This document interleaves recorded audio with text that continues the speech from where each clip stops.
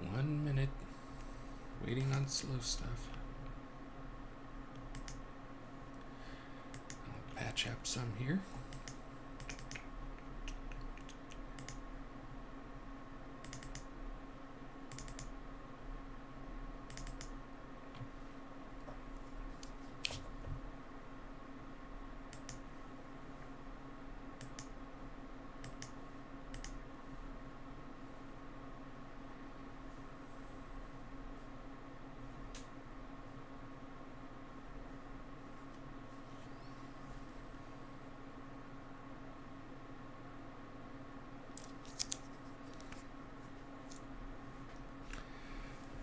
Good morning.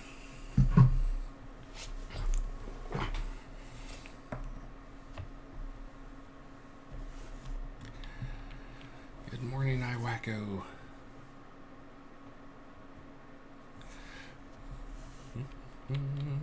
Hold on, I'm trying to get some.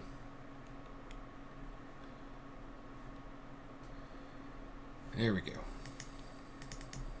I'd had the client running for 3-4 days without restarting it, so I had to kill it to start a patch.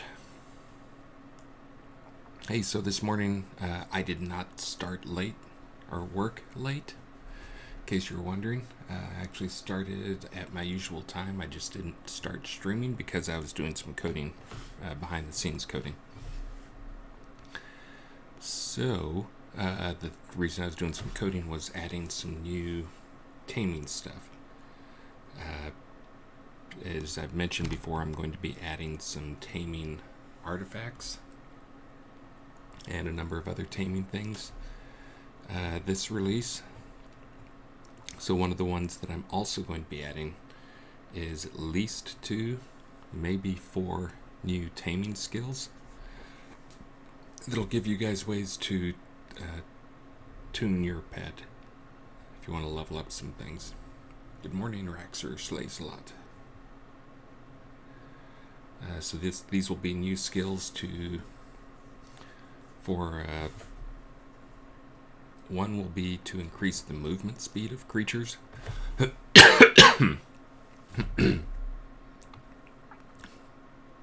One will be to increase the movement speed of the creatures. I don't know why, but they're all set pretty slow on movement speed, but it seemed like a good opportunity because it fits in with a couple other things I was going to be doing. Because a couple of the other skills are going to be a taming skill. Basically, there's going to be one that will increase the speed of the creature, and that'll increase its dexterity, which will in turn increase its critical chance and DPS. There'll be another one that will increase its, it'll be called like hide training, which will make it increase its damage resistance and magic resistance. The other 2 that may happen, I'm not sure if I'm going to have skills for them or not, but I will definitely have the stats. I already added the stats for them, which is the other thing I need so I can put them into artifacts, so I can make artifacts that increase them. So I'm not sure if I'll have taming skills for them or if they'll just be part of the artifacts. But those are, one is basically strength, but that of course turns into more damage, more health.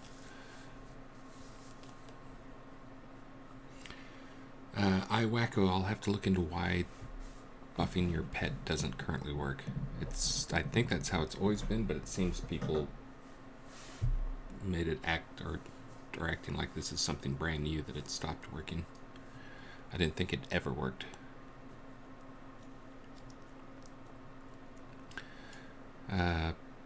And then the last pet stat that's going in is one to increase its its attack precision.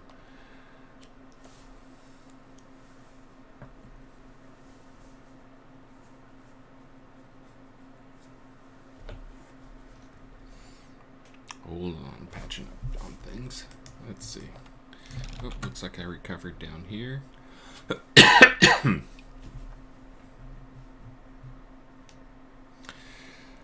So again, the reason I started late was because I wanted to get the code done before you guys got on the stream, because I don't like sitting in code with you guys, with people able to do screen captures to see what code looks like.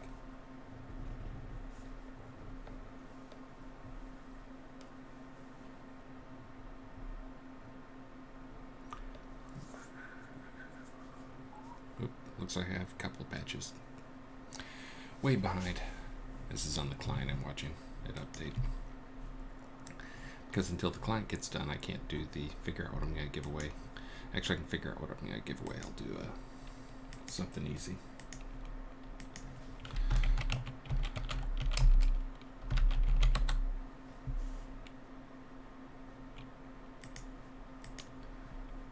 There we go. I'll do an easy one. I always love giving away fairy belts.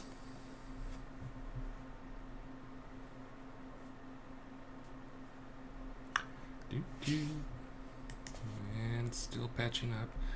We do have a patch to fix a couple of issues.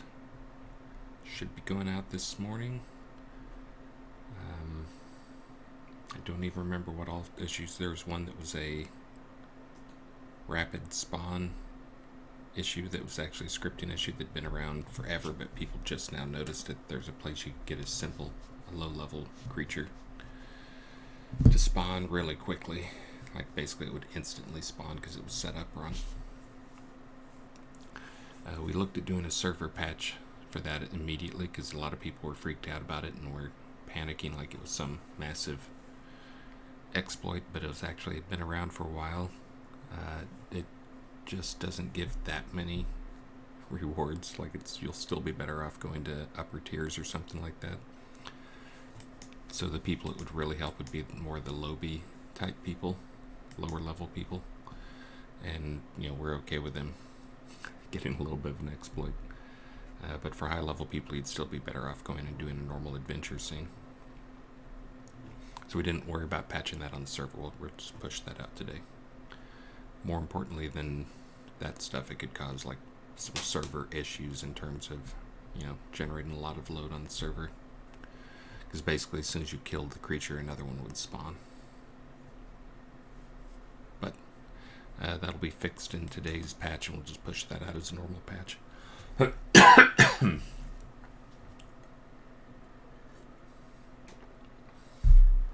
Alright, so let's see. So this came about from me playing with pets for a day or two, and listening to you guys' feedback as well.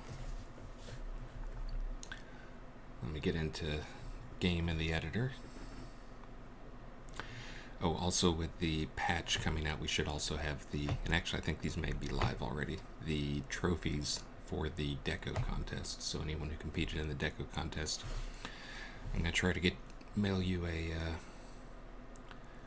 trophy.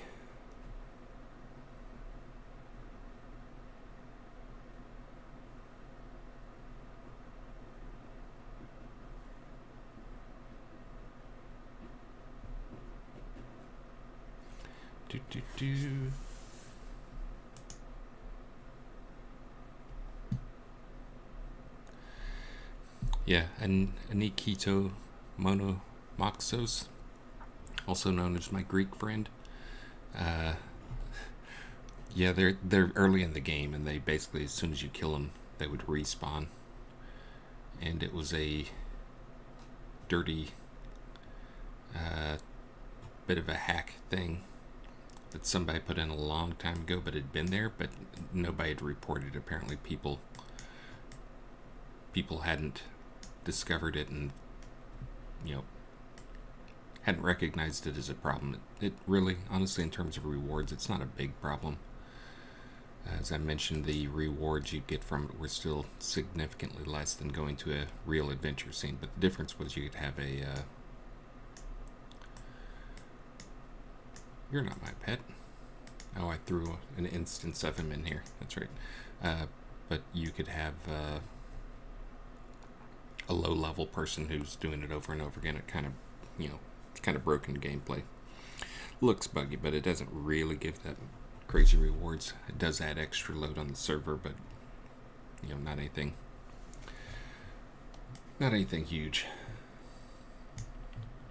But yeah, it definitely appears broken, and it appears it can happen early in the game, so fixing should be fixed in the next version. Oh, and these are still, for those who hadn't seen them, these are the bit cloaks I'm giving away for people who are top bit givers for a month. Should get one of these guys. So the thing I was going to show off. Let's see. Let me get my tamed pet out.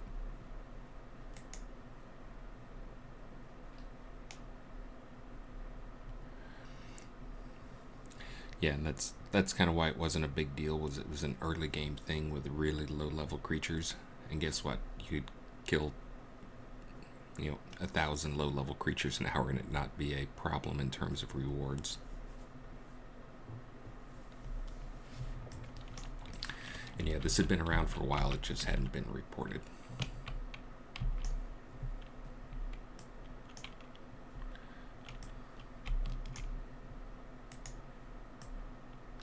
Come on out, tamed friend.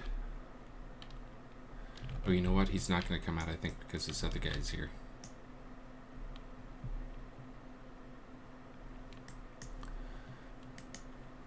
Hold on, let me get rid of this fake pet.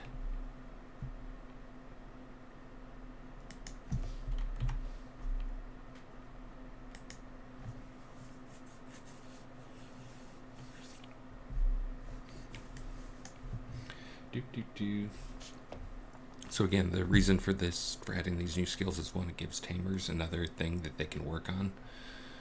Some more ways they can invest time and experience into improving the toughness of the creatures in different ways. So it gives you ways that you can customize them. It also opens up, as I've mentioned, I'm going to be doing some taming artifacts this release.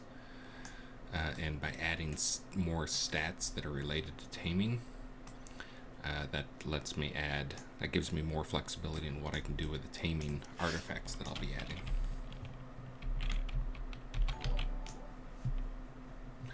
Hey, thank you very much, Jesk Ra.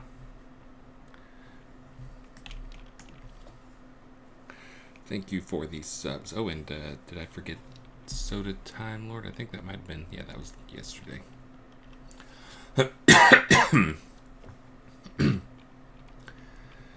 And congested and hoping I'm not coming down with something.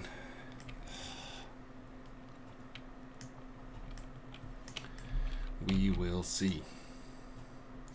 Let me try the skin now. Why am I not getting my tamed creature now? Did he die or something? I lost my tamed creature. Damn it. Do I have any more necklaces? I have plenty of necklaces, just not one with a tamed creature in it. Poop. Alright, well let me go back and do the thing I was doing then. Actually, I won't be able to show you.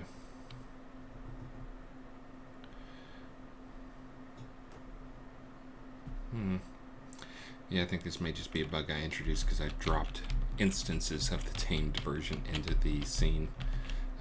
And this is in our offline, non-dev, weird version. Okay, hold on, iWacko. How do I apply for a live stream program?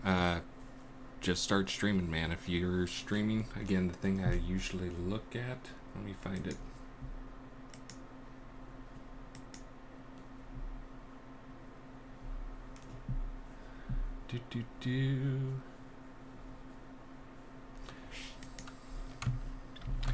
Yeah, this is kind of what I look at, and looks like you're number 12 on the list right now. So yeah, if you want to get in, I mean, the only thing I'm doing right now is I'm sending, if you're one of the top streamers and going to use it to promote the stream, then I can send you either, I can send you like streamer cloaks, I can send you crowns to give for giveaways. If you're already doing that type of stuff, to use it to promote your stream and also, promote the game as well at the same time.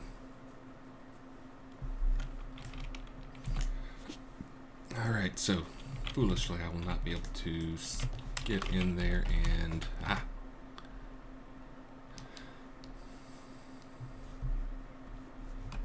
let's see if I have the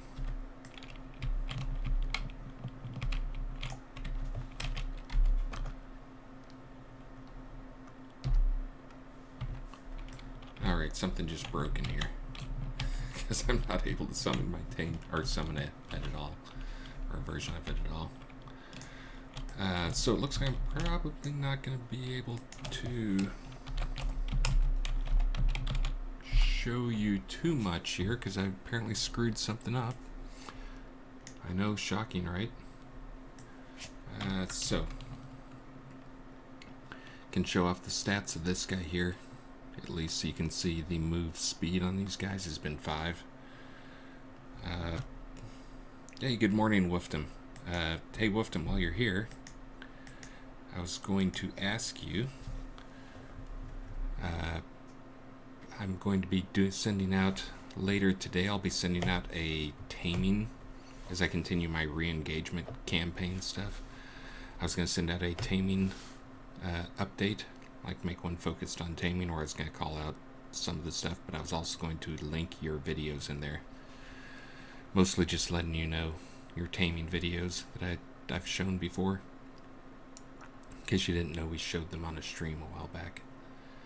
Like 2 weeks ago or something.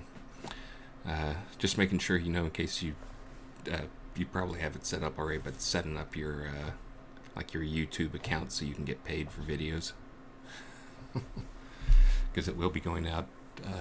That email will go out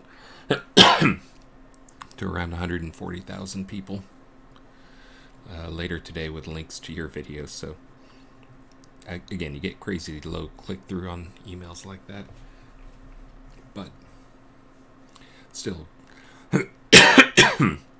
could turn into a couple hundred, if not a couple thousand views.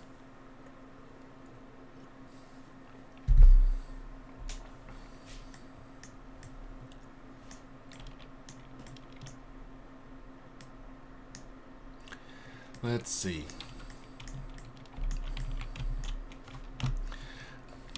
So anyways, the new stats that are going in will be things that we can use to increase the, as you level up the skills, it will increase the movements. One of them will increase the move speed and dexterity of a creature. One of them will increase the strength and the health, somewhat slightly, but still, again, it'll be measurable in terms of improvement. One will increase the crit chance, or the crit multiplier. So crits do more damage. And then one's going to increase the creature durability.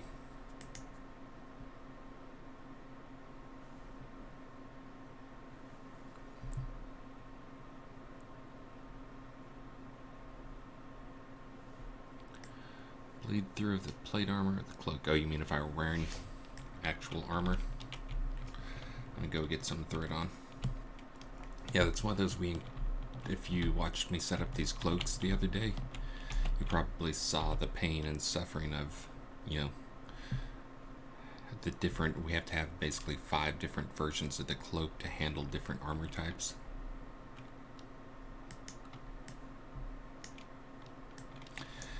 Right there, that thing. Yeah, so it looks like these cloaks probably need to be pushed out a little bit more. Yeah, there's this fine line in terms of, so the way these things are set up is they do have collision on them, but you have to set some collision primitives for the thing. Setting collision, and when I say primitives, I mean primitives, not, so it has to be like capsules or boxes or whatever.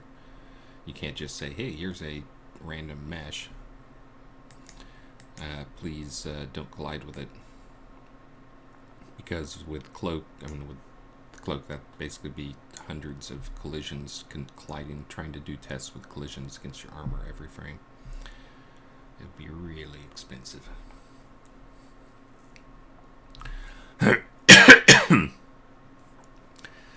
So instead, what it has is there's basically some collider. Let's see if I can come over here and see what they look like. Not sure if they're visible or not. Wait a minute, where am I? Oh, there I am.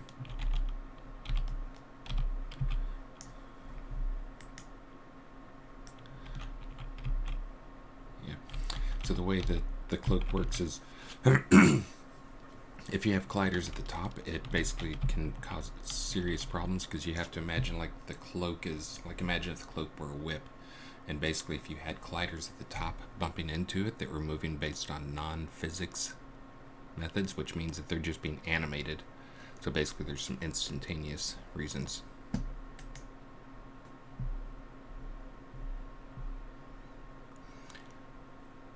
John Marcus, sure. I'll get with Burning Toad this morning and see if he can show me how to clear out service vouchers. But yeah, I could convert those quotas to you, or for you. Oh, but so anyways, so you have to imagine there's kind of two types of, like, there's colliders, but some colliders are doing physics-based collision.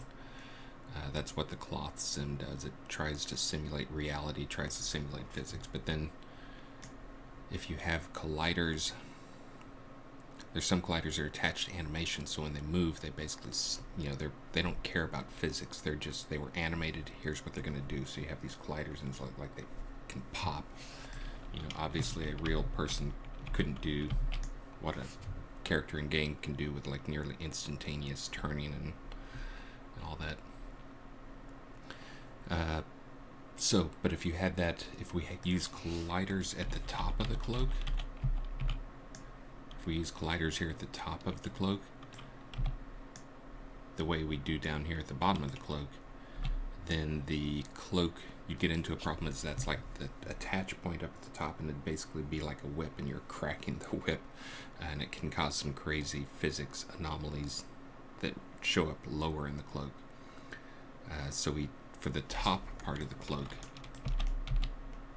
what we do is that's actually a rigged animated top part to the cloak that then goes into using actual physics down here below. Down here in the bottom part. So these parts down here shouldn't collide, assuming the gear does not, extend past these primitives. And when I say primitive colliders, that's like spheres or boxes or capsules.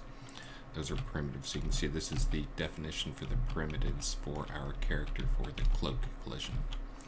But putting colliders up top wouldn't fix that, and really what that needs to happen is the cloak needs to be adjusted slightly to fix that, to work with different armors.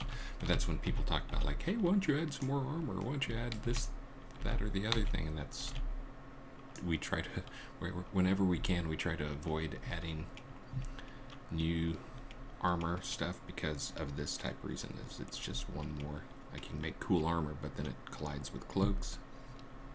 It's also the same reason we don't have, when you put away a weapon, it doesn't go to your back. That's one of those things people are like, why don't I sheath it on my back or something?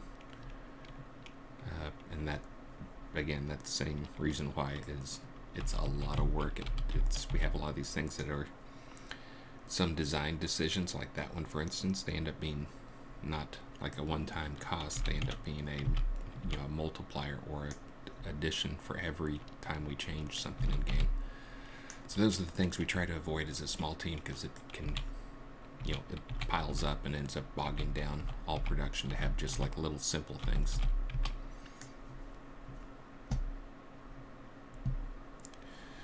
Ooh, Rexer slays a lot. That is probably a good idea. Let me look. There's one change I want to make. Right now, a dev can't trade no-trade items. So the only way we can get no-trade our items people is to do it as like a delivery bundle, which then we have to do a bunch of extra work to set that up. If I just go and throw it in a mailbox to you guys, that's no extra data setup, which I'd prefer to do. But right now, devs are affected by the same no trade rule that other people are affected by. So let me go and create a JIRA for that right now, just so I don't forget about it.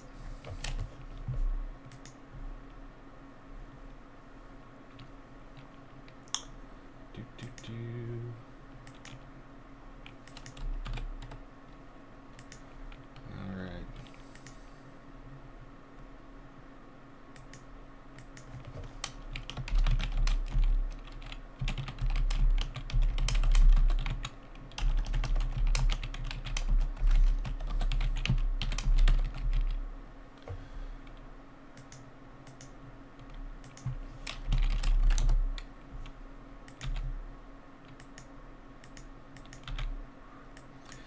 If I get that in, then I can do that, and that's what I'd love to do. Yeah, I don't want to see people giving away cloaks. And also, I'm pretty confident the guys who, like the top guys, are not gonna, wouldn't do that. They'd rather like hang them up for display or whatever. And there's a lot of other things I've been wanting the same feature for, which is the ability for devs to give away no trade items, because it would open up a ton of options. Good morning, Scooby-Doo. You've already missed the talk about taming stuff, but I'll go over some of that again here in a minute.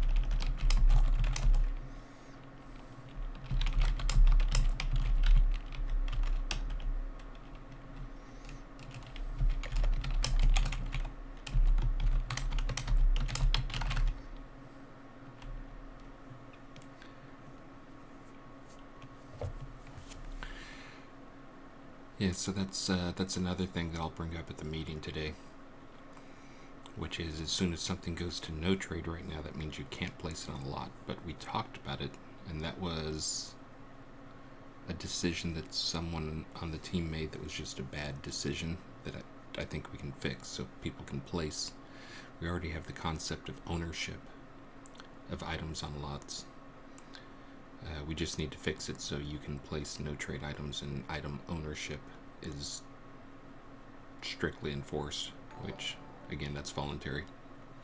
Hey, thank you very much, Z-Thrax. If you guys don't know, this is I try to do morning streams where I do very dev-focused talks, and I try to do afternoon streams where I do game systems and events and planning for that type of stuff. This afternoon I should be streaming again, by the way, but I'm not entirely sure what my schedule is going to be, because Tuesdays are when we have our team meetings, and those sometimes go a little late. So I normally stream from 2 to 4. We'll see what time I get home today. I'm going to try to push the meeting along today to make sure it goes quickly, so I can try and get home for the 2 o'clock stream. And I'll talk about some of this same stuff in the afternoon stream, because I know there's a lot of guys like Wooftum and others. Hey, thank you very much, Scooby-Doo. You're my first bits of the morning. I got a sub earlier from Jeskra. And a follow from Zthrax, but you're my first bits. Thank you for starting me off right. Yeah, I'll try to cover some of the same stuff in the afternoon because there's guys like Wolfdom and others who are on time zones that don't permit them to watch at 2 o'clock in the afternoon stream. I don't even know what time that is in Australia, but it shouldn't be up. Hey, thank you very much, Stunned Man. So, the thing I was showing here is I was just showing why cloaks penetrate, and basically going over the physics of if we add colliders up at the top, it turns the cloak into more of a whip thing when you have non-realistic motion caused by animations or character movement. So we have the top part of the cloak is fairly rigid, and then only the bottom part actually does cloth sim, because then we can have primitives. Ooh, look at that little tushy. We can have primitives down there. This, of course, is tuning up this stuff is why, if you guys remember, I'm sure a few of you guys in here are old timers and remember there was the diaper cloak. Maybe it still happens a little bit, but that was basically the cloth sim started too high relative to where the actual colliders occurred, like where the primitive collisions. And so you can imagine if the cloth started up here and the colliders started here, that basically your cloth would get in a sim when it's doing some non-realistic simulations, because it can't help but do so. It would yank the cloak through, and the cloak would be hanging out over your abdomen. Look into respawns. Are you talking about the instant respawns?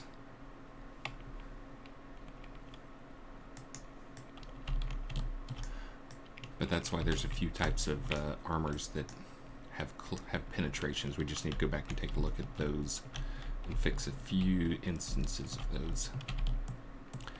And again, that's why we have each cloak has like 5 different versions of the cloak. Scooby, so those were actually, they've been in there. That's not something new. So we looked at, when we heard about it first, we looked into it, and we're thinking we'd have to do like a emergency server patch, which is where we just roll it out on the server to fix the spawns. But that can be painful. It can cause some error messaging for people and can cause some negative experiences.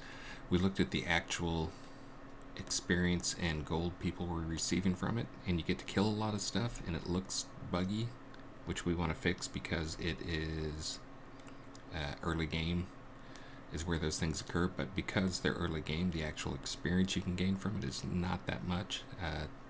And same with the gold is you would be better off going to upper tiers or something like that. And I've talked about it before, but just since we're a small team and we can't monitor everything, we have a lot of automated systems set up, and the automated systems can handle things like if gold exceeds some target values, that it basically alerts us immediately, and if it exceeds another value, then it can basically like lock that character out from getting gold for a certain amount of time until we investigate. But that's to prevent things like if someone finds a dupe bug. Never had a dupe bug. It's me knocking quietly on wood. But if there's a dupe bug or something like that, like if that same thing had happened with a high level creature, where a high level creature had been spawning that gave good experience and good loot, it would have caught that. But yeah, for the lower level people, it's not as big of a deal. They can get some rewards. It looks buggy, but it's not the type of rewards you can get in if you went to the Fall or the Rise or upper tiers or something like that. And I should take off this armor because I'm really just showing off a bug right now, which does not make great streaming stuff. So for those, since it looks like I've got up to 36 viewers at this early hour of the morning, at least for America, the thing I was showing off or talking about was that I started my stream late today because I was doing some code work to add some new stats for taming stuff. So that's part of what's going to come along with that, is there will be a couple of new skills, either 2 or 4. I haven't decided yet. But there'll be 2 or 4 new skills that will show up here. Probably under the... in this section, probably, I'm trying to decide if it's going to be under combat training. I think it'll probably be under combat training.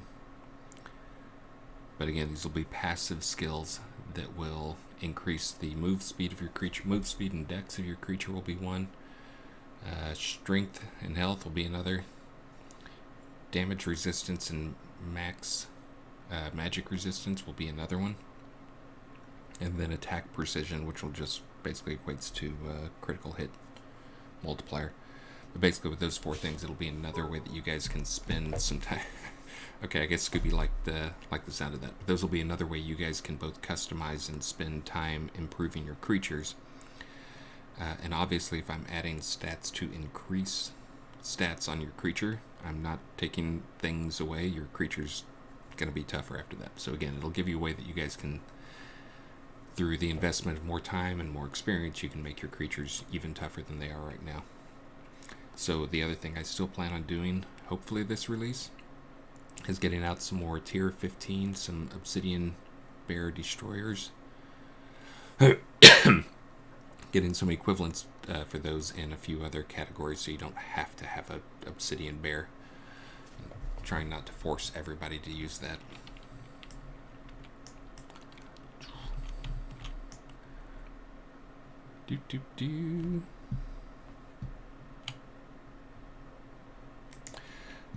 Turret head, since I just saw that come up. Oh, hey, thank you. Good morning, Sinesh Kazgal. Way to start off my day. Thank you very much. 1,000 bits.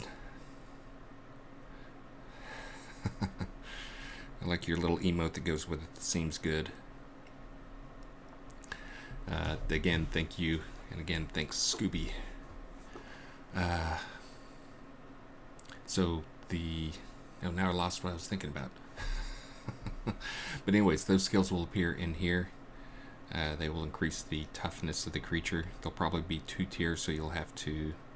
they'll probably come after combat training. They'll be parallel or in line with these guys, and they'll be...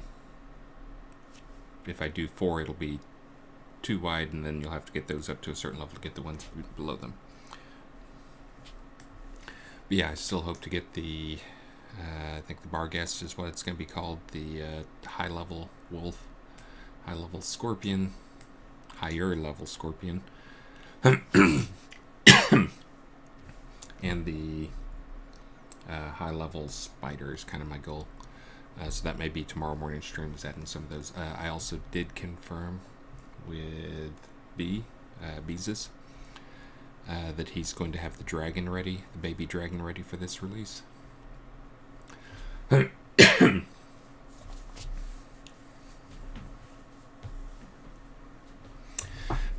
So that'll give another good higher level option. I think that one is more along the lines, the version that he's adding currently is going to be more along the lines of like Wyvern tough.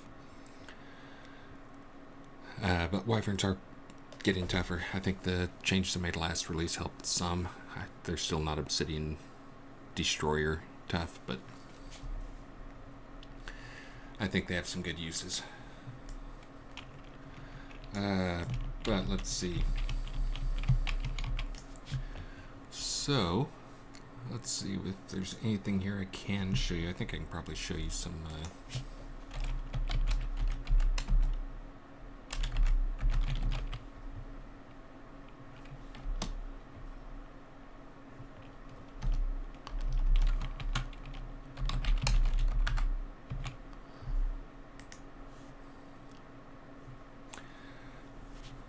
Yeah, so you guys will have a little trouble seeing this, and I'm okay with that.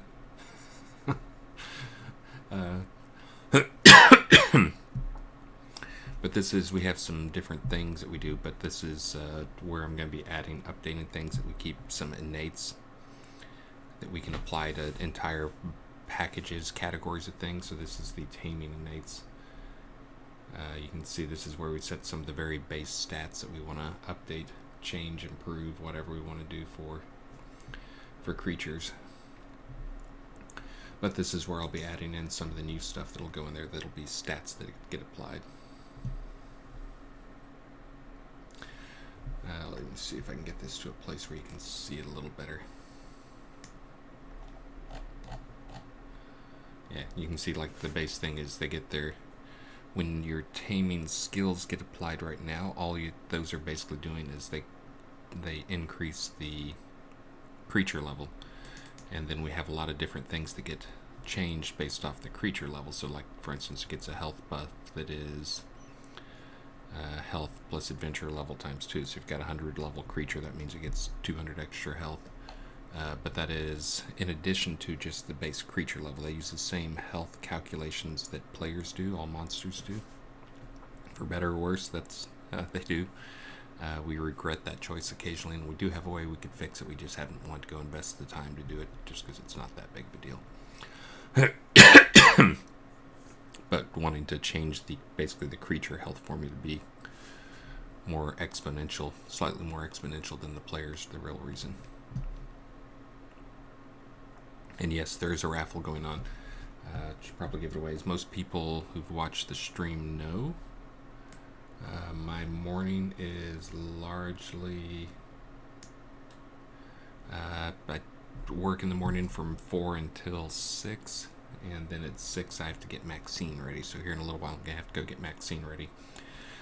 But once I get her ready, then I'll be able to talk at a normal level.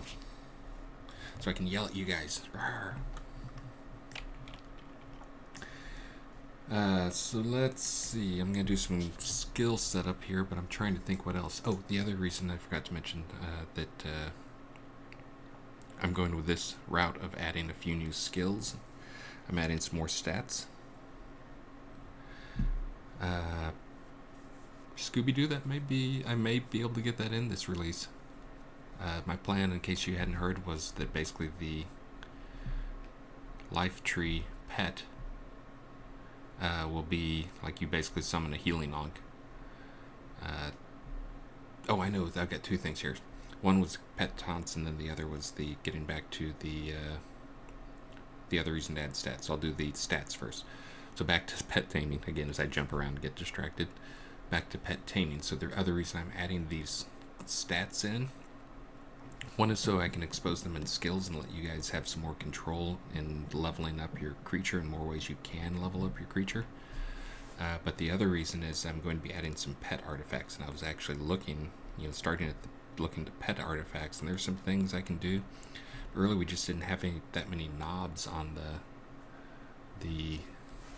I should be looking at the camera on these things. We just didn't have that many knobs on taming to allow.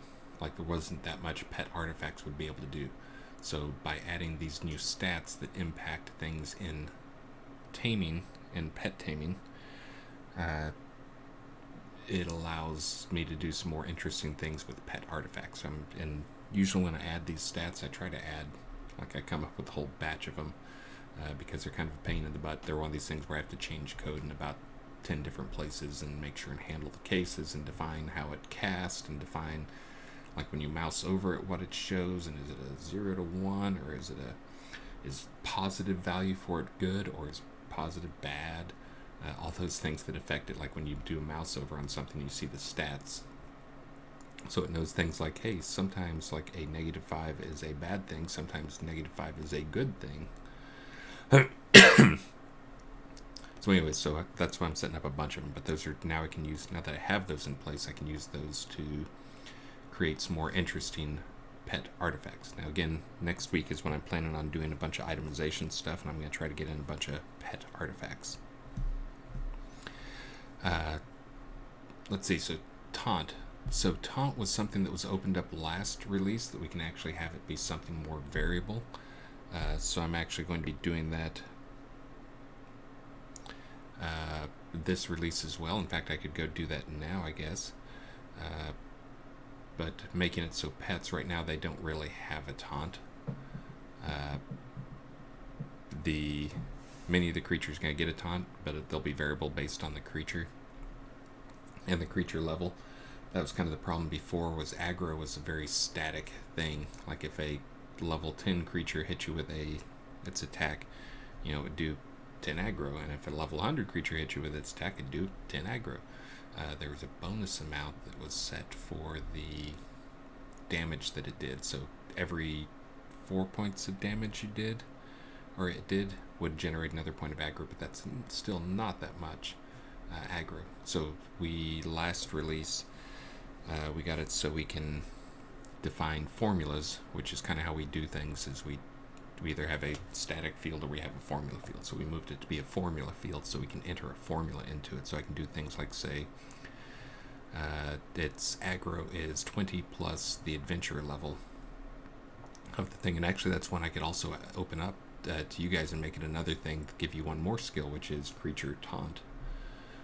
So you can determine whether you want your creature, because some people don't want their creatures to taunt. If you just want like your wyvern to be, he's mainly there for extra DPS and debuffs, you probably don't want him to have extra taunt, because then he's going to get his butt kicked.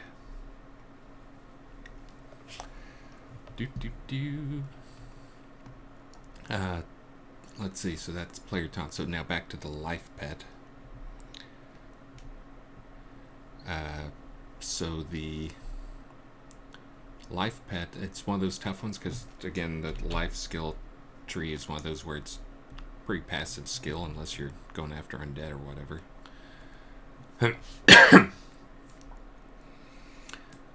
But the pet I was planning on making, again, this is going along with what I'm hoping to do, which is have more and more pets have AEs that are party buffs or AE debuffs. So there's actually, it's one of those things that's hard to justify pets in a party. They can be really annoying in terms of like screwing up targeting and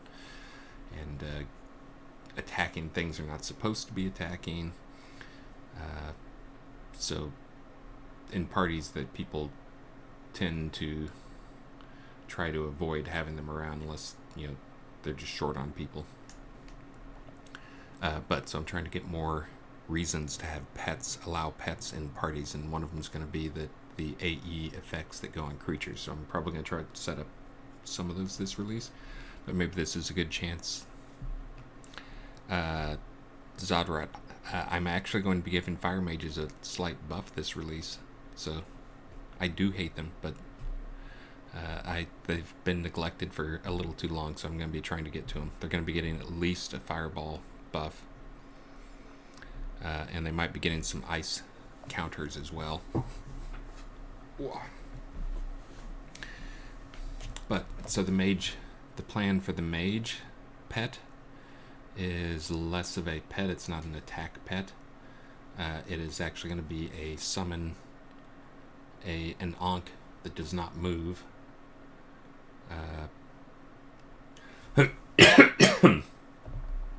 So it'll summon an Ankh that does not move but provides an AE healing area of effect around it. So it'll increase combat, life regen, and possibly focus regen. Now that'll also generate some aggro with creatures, so it'll probably get killed at some point if you aren't taunting everything off of it, but as you would expect with a pet. And thank you, Old Sup, for the bits.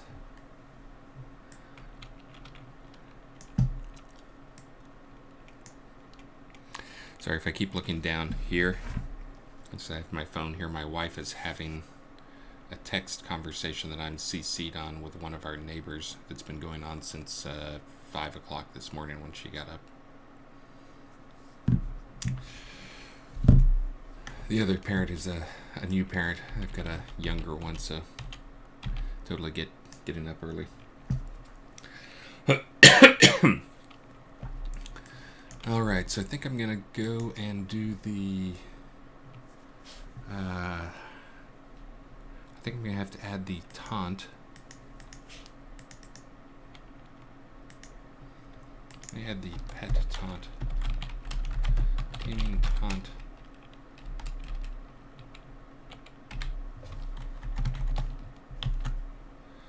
Let me do this. I think I can do this pretty quick and without showing you guys any code.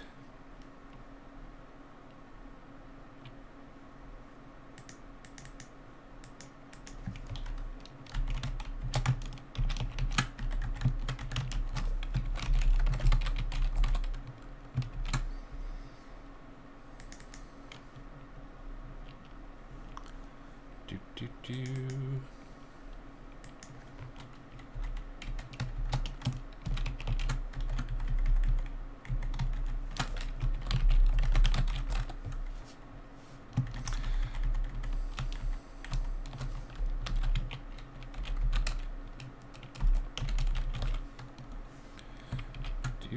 Do.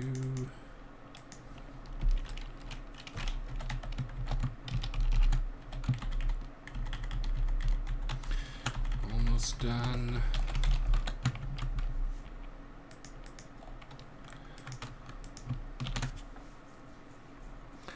I don't like the sound of my coughing this morning. Uh-oh. Come on in, Pumpkin. You ready to get dressed? Okay. So that means I am going to be taking a break for a few minutes here while I get a little girl dressed. Come on in, Pumpkin. Are you stealing my dog? She stole my dog.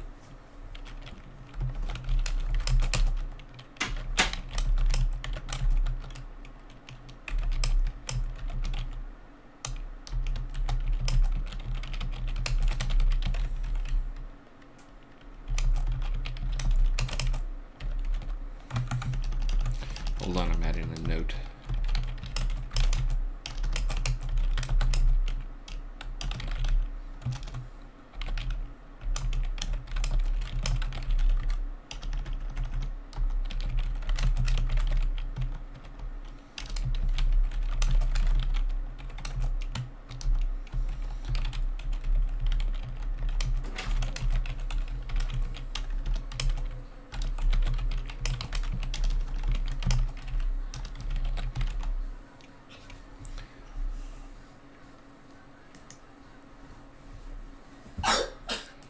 You too?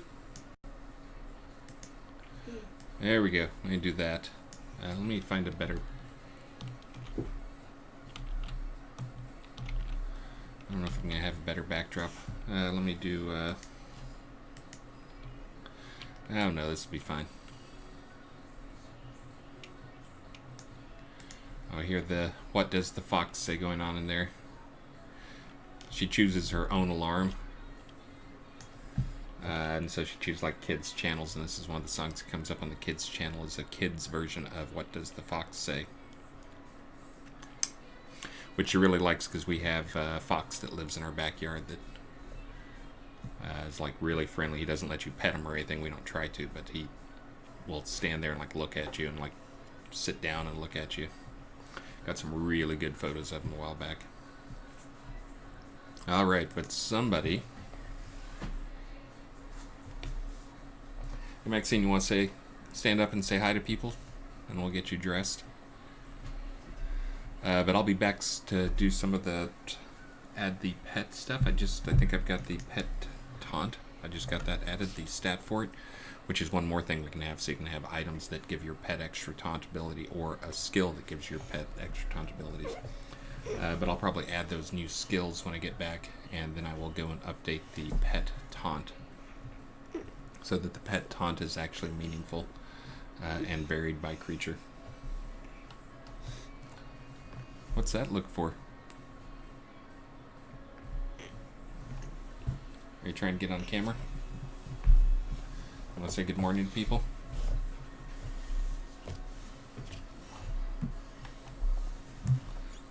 There you are. Right up there's the camera. You gotta look at that thing.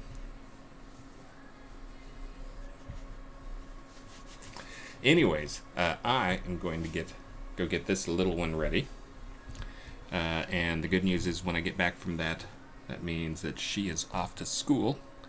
And I can continue my stream. I'm going to stream until about 9 this morning, I think. Whoops. That's probably a loud noise.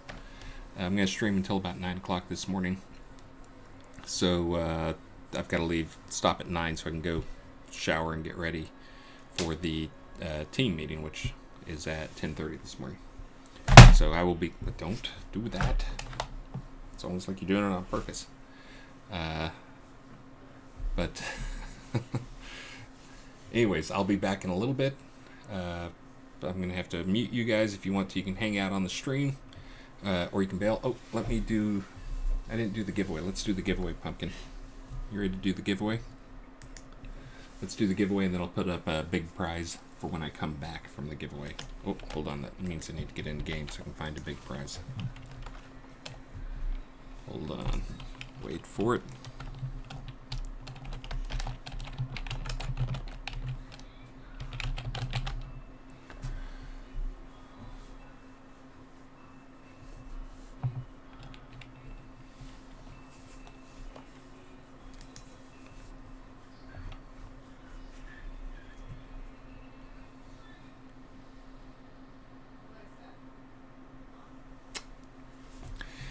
Alright, so hold on, I'm gonna get this set up.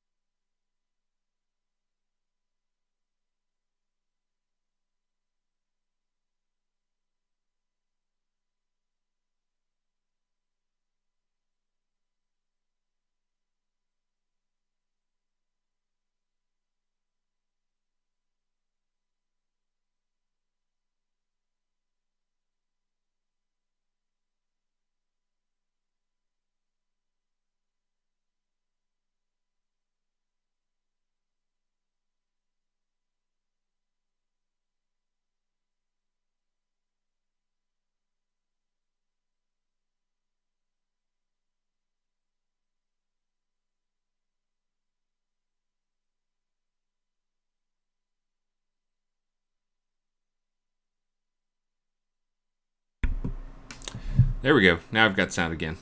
I had Wooftum telling me no sounds. Did you guys enjoy my song? You wish I would mute it when I do my songs. I was just saying that I just did the giveaway for the Lux Ape was the winner.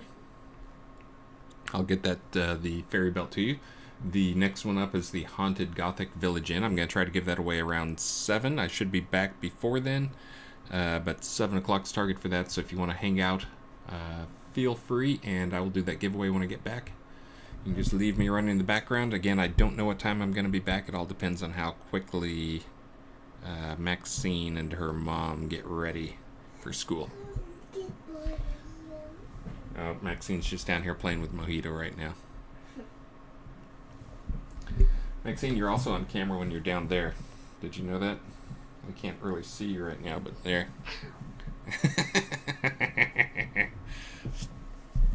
Mean dad, mean dad.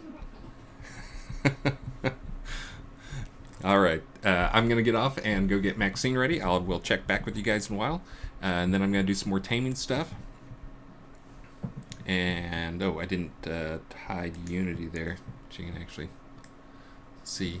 Dun, dun, dun, dun. You can watch the morning, the sunrise. But yes, some new taming skills, in case you missed it.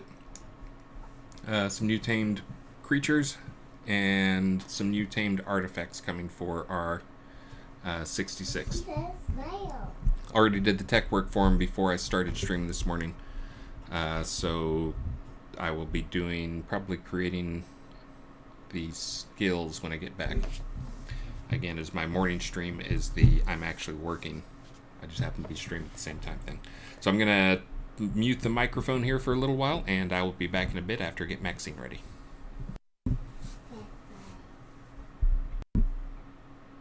Mute.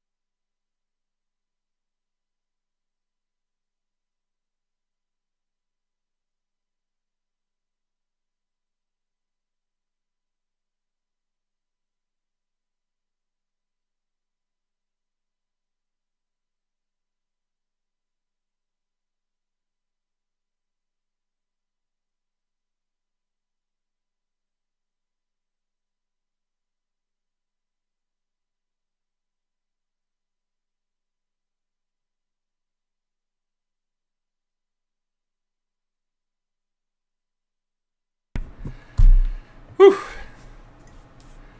Rough morning to get Maxine going.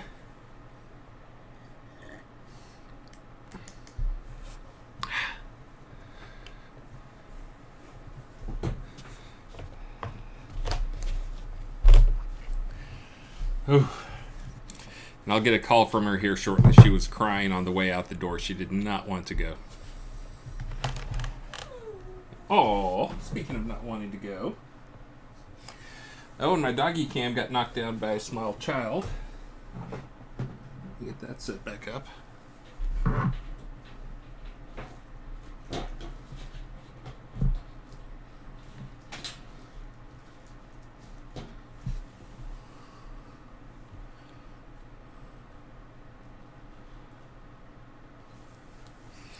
There's a dog. Whew.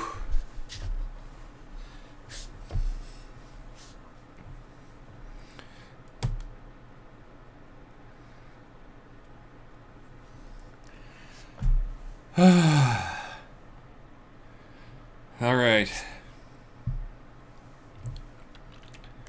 I will be expecting, I'm going to have to go quiet here for a bit. I'm expecting a call from my wife so that I can talk to Maxine on the way to school because she was emotional leaving this morning, which she rarely ever cries. But she really wanted to stay home with Dad. One of these days.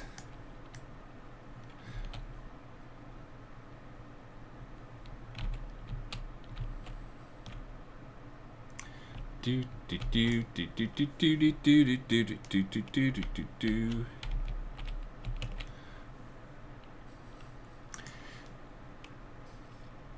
Oh yeah, just because I see some people talking about it right now on the chat.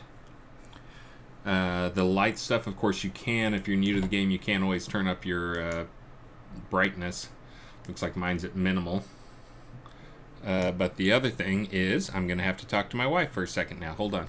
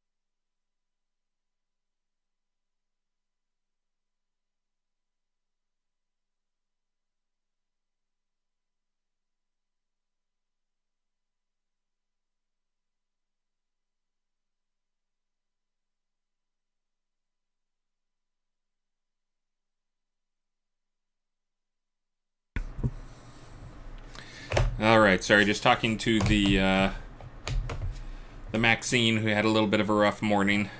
We were trying to explain she I can probably count on one hand the number of times she's tantrumed in her entire life. But this morning she was kind of misbehaving.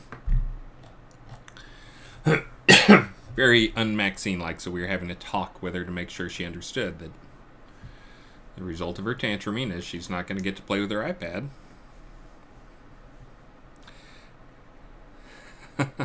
Oh, Lancel, I was actually already starting to work on some new zombie stuff that I was going to have telling you guys winter was coming. That's what the snow was about. That was intentional. That was not a bug. Winter is coming. Stay away from those northern zones.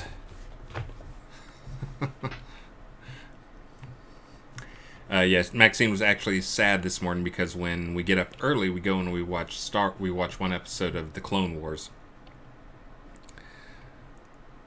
Hold on, let me fix my weather. We watch one episode of the Clone Wars before we go off. It's like 20-minute Star Wars cartoon thing. But this morning we didn't get down there early, but then Mom was late getting ready, so we actually ended up having time. And like right when Mom said, "Okay, I'm ready to come down and go," and that's when Maxine said, "Why we didn't watch a Star Wars?" It's like, yeah.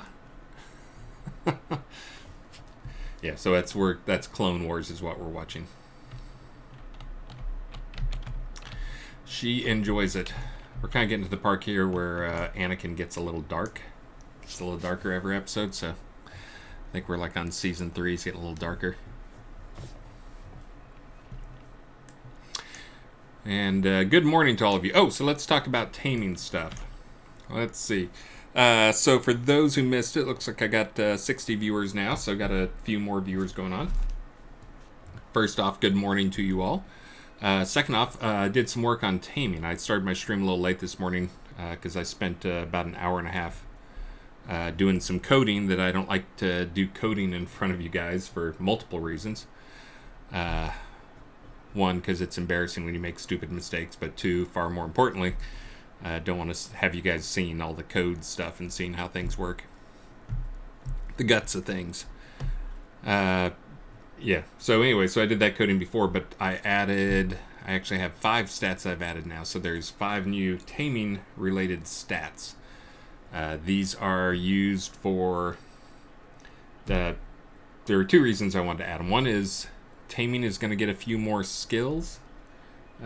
These will be ways you can level up some extra skills, obviously spend some more time, some more experience, and make your pet stronger. So that's one of them. The second was having these stats exposed that are taming related is important because I'm going to be adding some taming artifacts next week, as I mentioned. And I need to have something they can do, and having these stats exposed gives me more tools, more things I can tweak with taming, because there wasn't really that much I could tweak with taming in terms of why do I not recognize this pot? This pot style.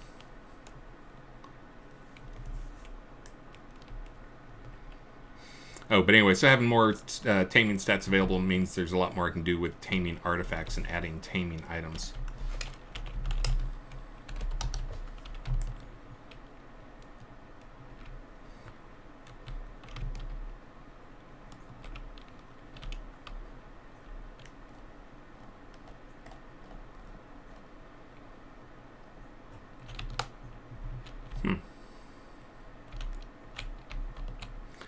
Yeah, I don't recognize this this pot. Is it the ocean? It's not the water pot, is it? It's not a swamp pot. Yeah, I just don't see this pot style very much. It's not the island pot.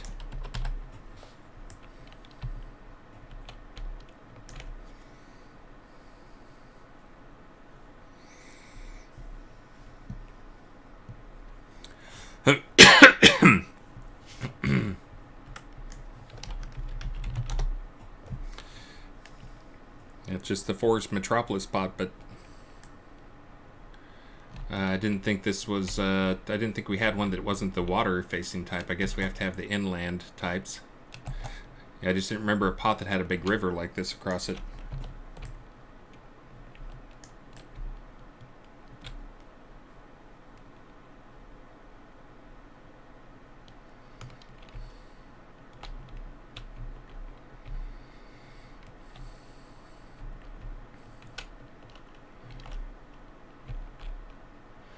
Yeah, it just allows for some cool stuff here.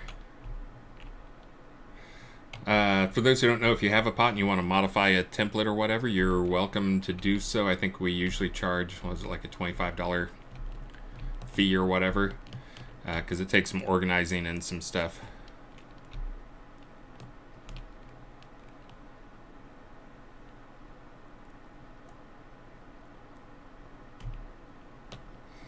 Like we have to basically evict your old pot, and then you have to rebuild your pot. We actually have one of those going on here shortly.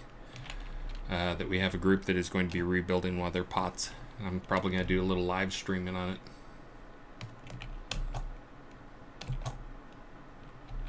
it. That's a neat boat. Pardon me, neat gondola.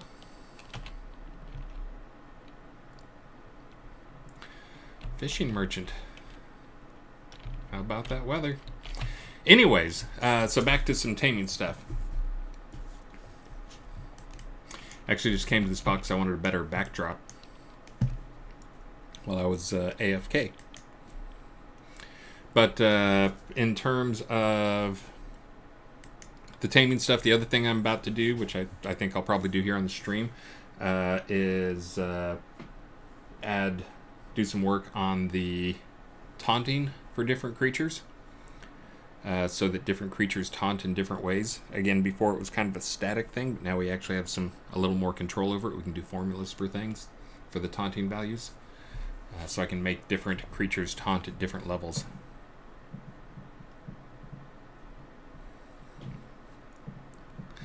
Yeah, we've had a few requests for the fishing expedition template. I think we need more flat terrain, or else you wouldn't be able to fit more than a house or two there.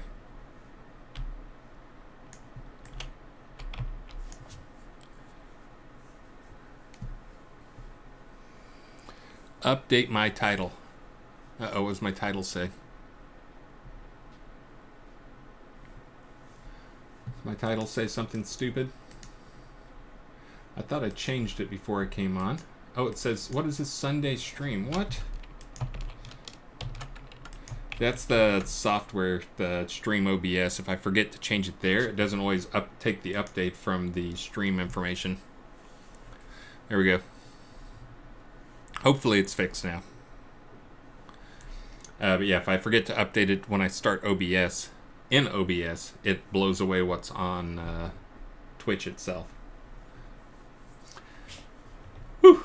All right, let's see. What was I going to talk about? Oh, I was going to... So pet taunting is going to be something I do this morning. Let me go get in Unity.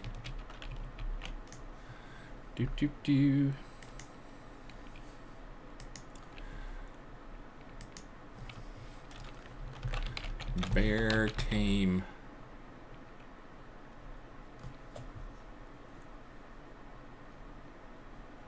Come on, Unity. Come on, Unity. There we go.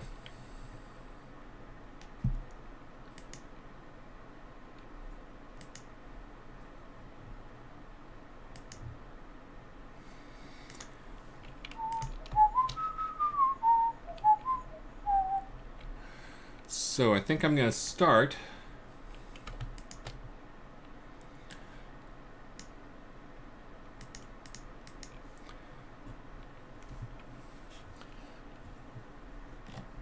So the way a lot of these things are, or a lot of this stuff's hooked up, is they have a single bear weapon. Oh no, it looks like there's 10 bear weapons.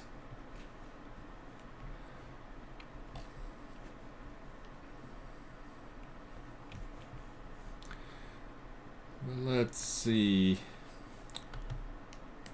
Hopefully.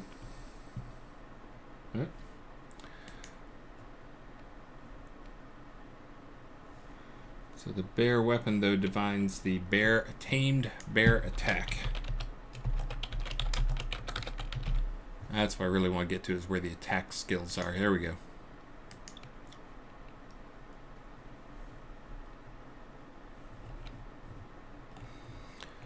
Baby dragon do do do do do do. Baby dragon do do do do do do. So the actual weapon attacks. Weapons are defined just like we define any other skill.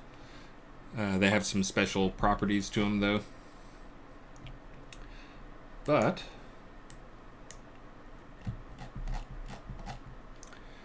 should be able to go down here and find the aggro generation, if I weren't so blind.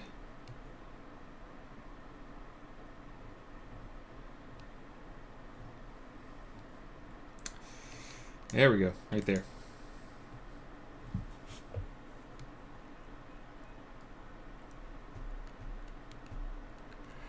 So it looks like right now they're doing 1 plus aggro boost. Now the aggro boost, the creature's not going to have any of that, but this was when we converted it from a static field to a formula. And I'm looking at this right over here. We had to put in some like values. The aggro boost was being applied in code, but it was just moved to be in here since it suddenly became a formula. So what I was thinking for these guys, 10 plus adventurer level. Is that a value? Yeah, it's a value. So for bears, giving them half their adventuring level as a boost to their aggro. So they'll have a base of 10, and then they'll also get half their adventuring level. Now most others will be lower than that, but again, I'm trying to make bears more of a taunting type.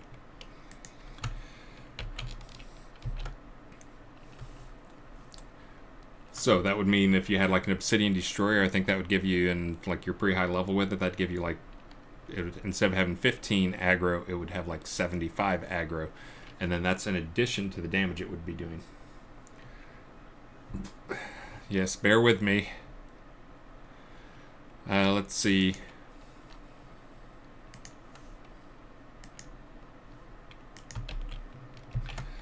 Boars, I think, are probably next up on the taunt. I need to give some crocodiles some love, too. Crocodiles are kind of the next tier down.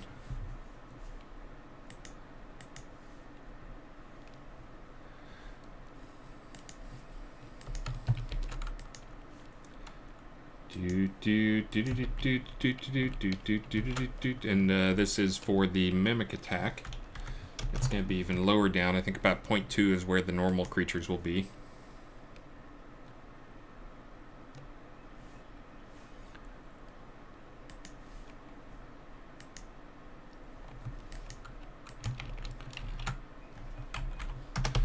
That's the Corpion.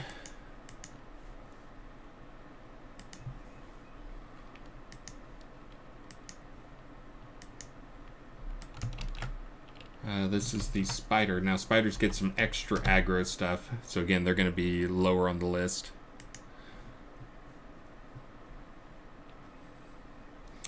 This one is for stags.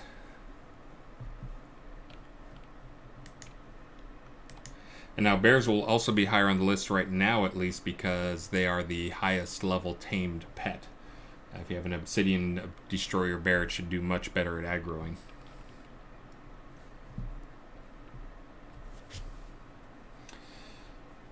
Yeah. Yeah, crocs, that's, people are always like, add some snakes to the game. And it's like, not unless that snake wants to stand up on its tail, rather than laying flat on the ground.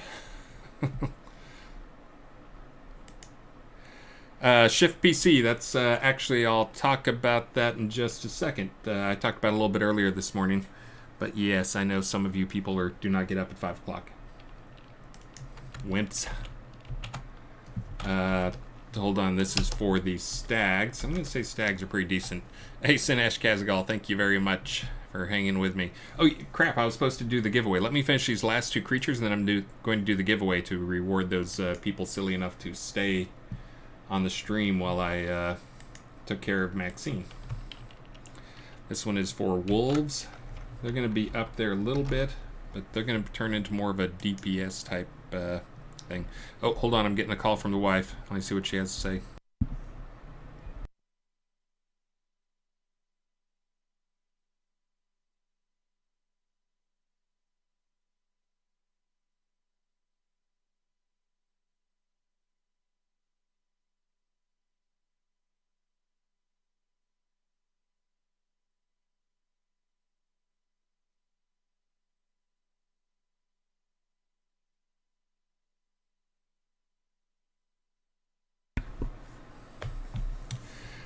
Maxine just wanted to call and let me know she was eating her banana and that she was in a better mood. So, there you go.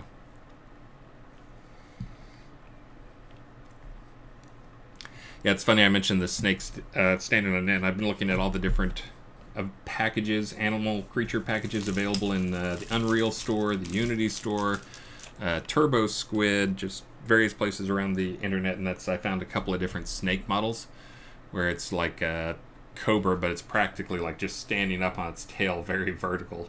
Like it's not on its tail, but it's kind of, you can imagine like it's like a cobra where it brings its head up. It's like half the snake is brought up that way. It's like, oh yeah, that's probably the only way it would do it. Thanks, Prisonbound. Yeah, Maxine, that is, if you ask her to do a song, she'll just in the middle of, whatever she's doing, stop and come up with a song for you. Ring, ring, ring, ring, ring, ring, banana phone. Let's see. Let me finish these last guy down here, Mr. Wyvern. The Wyverns have, again, they have some of their own stuff that they do already special in terms of debuffing, and those apply some extra aggro. But they're not supposed to be a big aggro thing. That's also, you probably don't want your Wyvern. They're not as tough as like a bear or something like that. If you wanted a tanking, taunting type thing, you probably should have a bear pet or a boar, maybe a wolf. So let me, and that's, now that I did that, I'm supposed to go do the drawing. So I hope you all have raffled.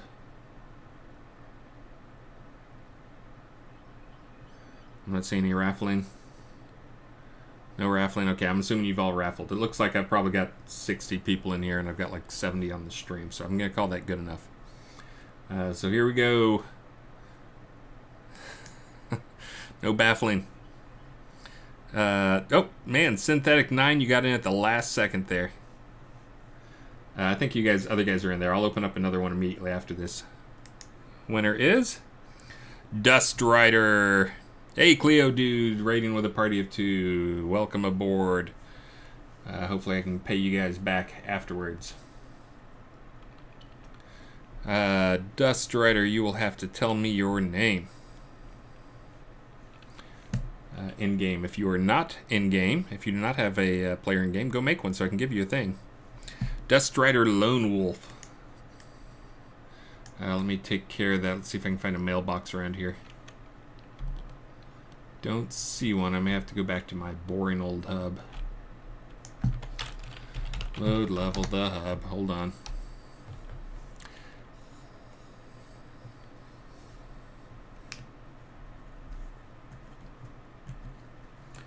Do banana phone. That's good. You got that stuck in my head now.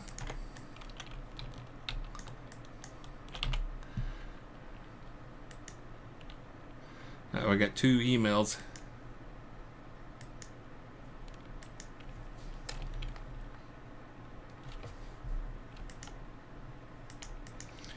Dust Rider Lone Wolf.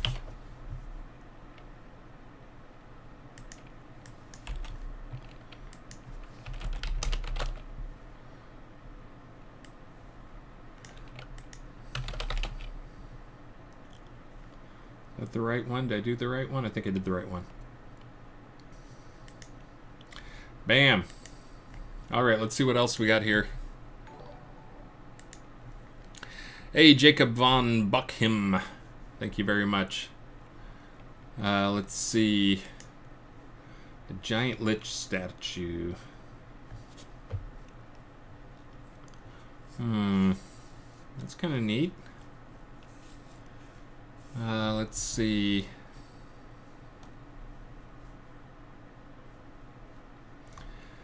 Oh, potions of growth are on today. Do you think I'm gonna go with a giant lich statue? Bam. Annoy your neighbors. That's what it should say. Annoy your neighbors with this giant lich statue.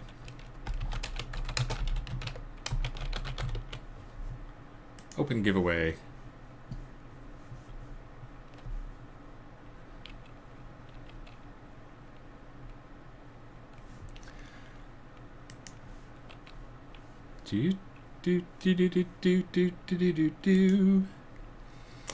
All right, let's see.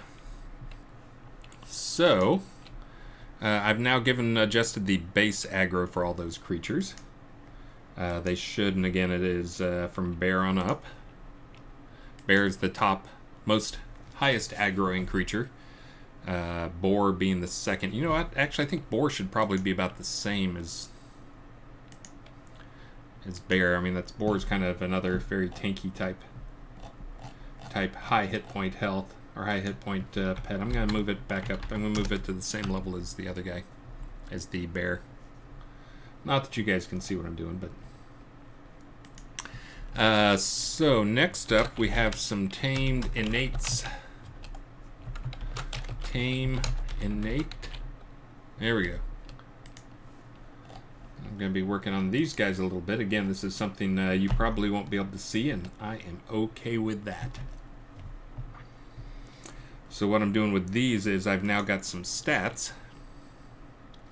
and I'm going to tie these stats into the creatures, into the innates for all tamed.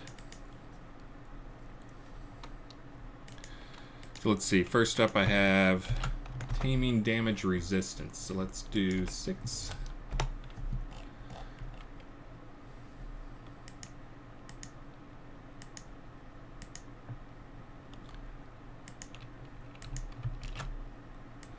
It even shows up there. So this is a new special stat that you will get from a skill that will be in there that is going to grant 2 things. Whoops.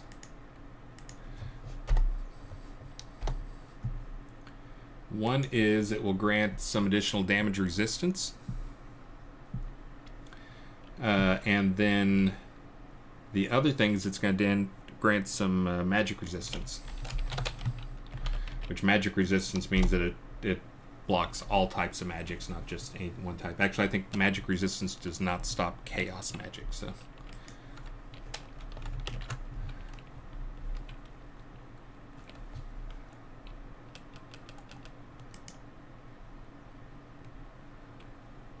Let's see.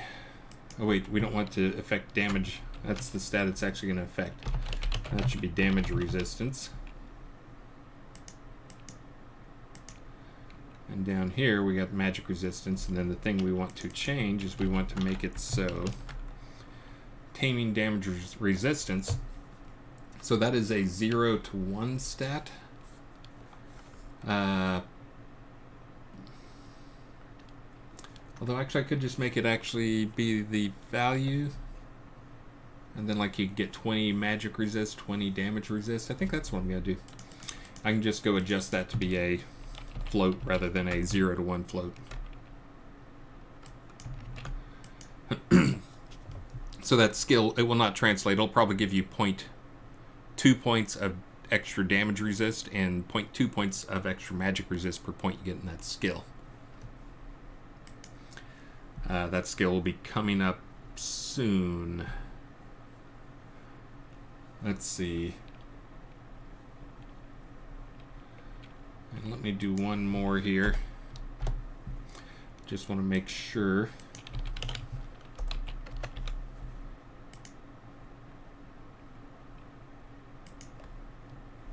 Okay, so the next stat up is going to be move speed.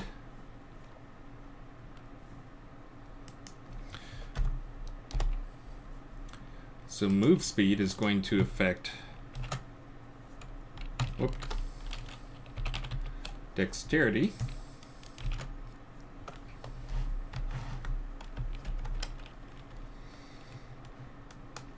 And I think this one will probably be a 100 skill will get you maybe 8. So if I say that is 8, it's probably 15.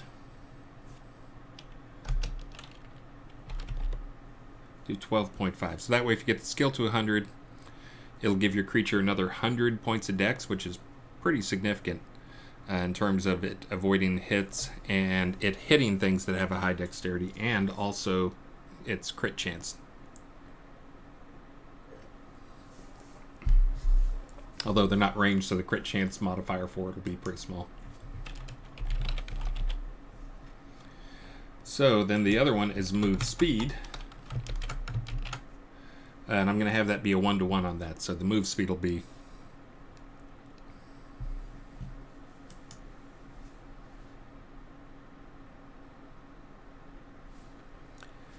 wait, let's see.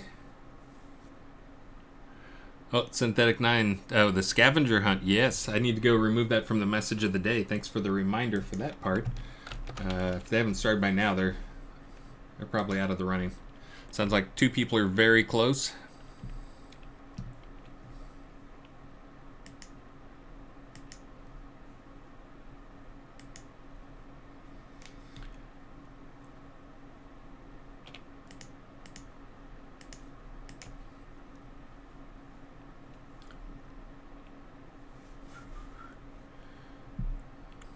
All right, let's see. Yeah, and those were, I think those are kodos that, did I give any kodos on that? I was trying to remember if I gave some kodos. I know the players, several players gave a bunch of kodos for that. So, or crowns. Let's see, what was I doing next? Oh, I'm working on the taming innates. That's what I'm supposed to be working on. So that's taming move speed will give 100, and taming move speed will give approximately 8 movement, 8 points, 8 faster move speed. Right now, I think they're all set to 5. So if you get 100 in this skill, it'll move the creature move speed up from 8 or from 5 to 13. No, I didn't give you any. I'll tell you what. After the thing is over, I'll try and send you some crowns so you can use them for your stream in general. Just trying to remember. Do.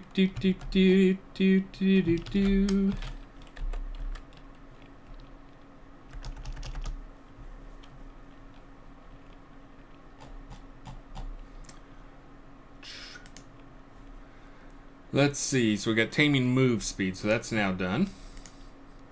And when I say done, I mean one of like 27 parts is done. So the next thing I had was taming strength. So this is one that just tamed strength is like anything strength if it's hitting with a physical weapon is obviously a huge deal.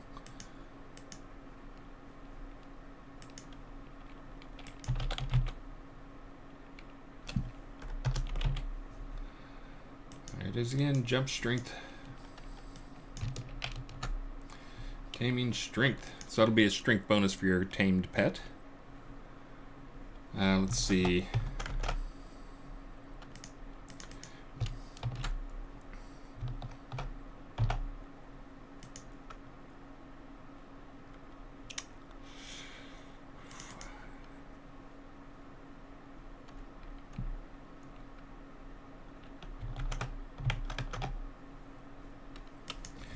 And actually, now that I've done these things, I need to go adjust them all, I think.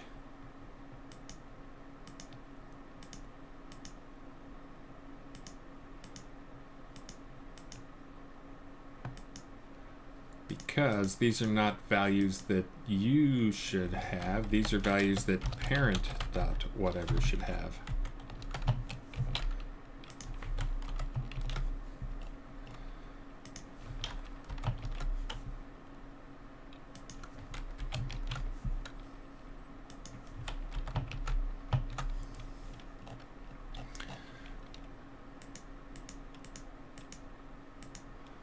Alright, so I got... oh wait, did I do strength? Yeah, so parent taming strength. So that'll probably be a 1-to-1 thing for the strength, so you can add like 100 strength to your pets.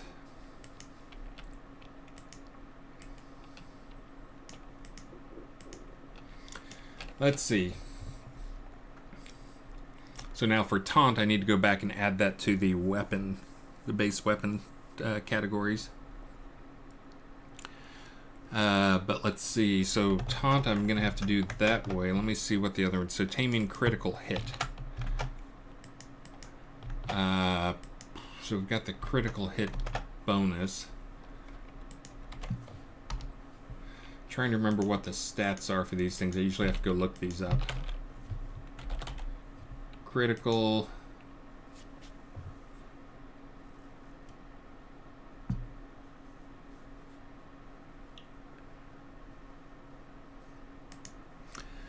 Alright, that's the one we want.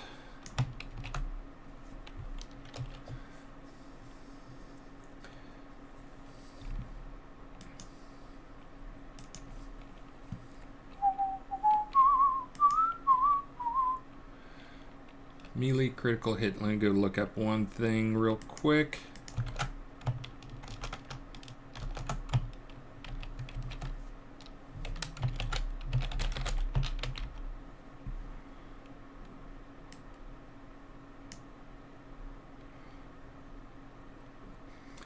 Yeah, so that's one that'll be a 0.01 probably. 0.01, 0.001. Or 0.0. Yeah, 0.01.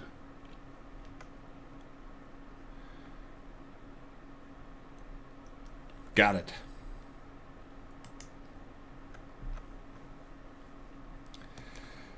Oh, Merrick Dragon, it'll be there. Don't worry. Your trained bunny with these skills will look just like a Vorpal bunny. Covered in the blood of his enemies.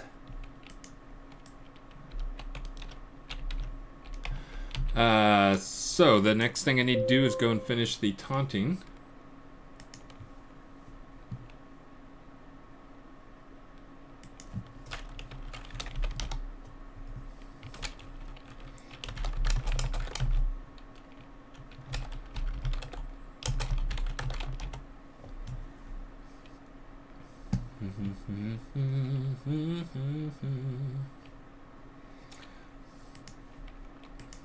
Sorry, checking on work email.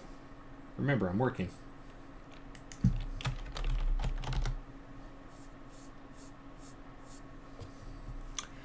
Let's see.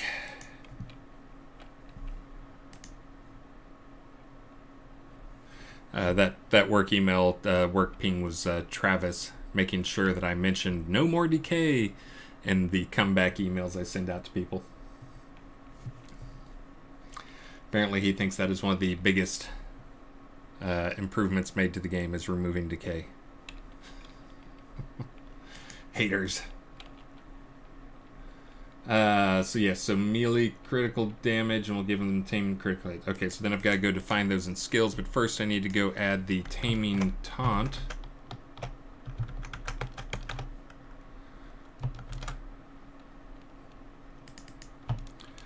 Bonus.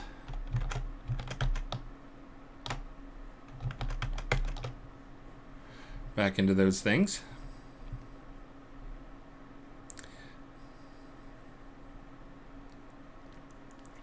Yeah, and I still have some more changes to make to basically compensate for the lack of decay.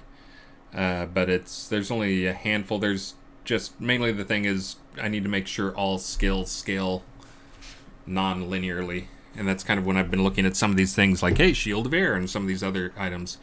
Those are the things that need to be moved to be non-linear in terms of their math that they use for how much they help.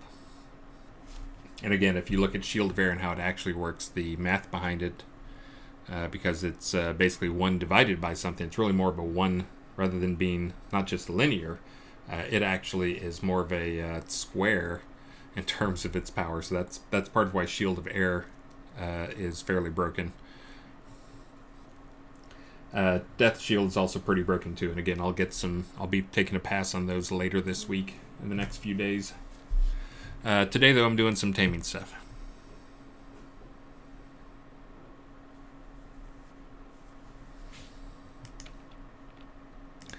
Alright, back to the taunting. So now I've got a taunt stat.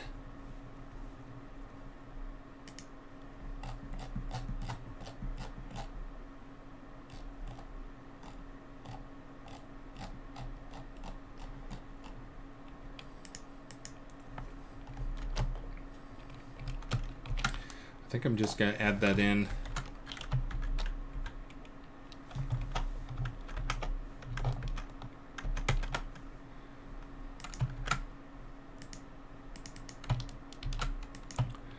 Oh, you know what? I need to go back over here. I think I just added that earlier on the stream and I haven't rebuilt. Alright, hold on. Gotta rebuild.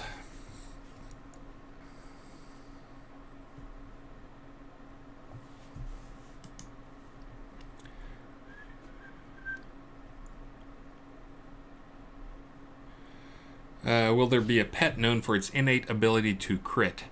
So that's the thing I was just adding, was the taming the crit chance.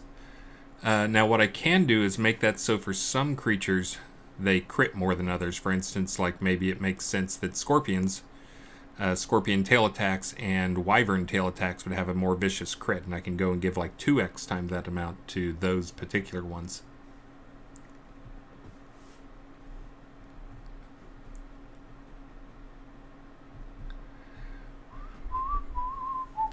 Let's see. Okay, now I'm ready.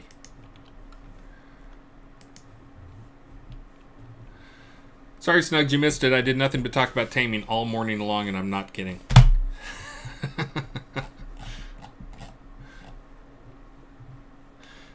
So the...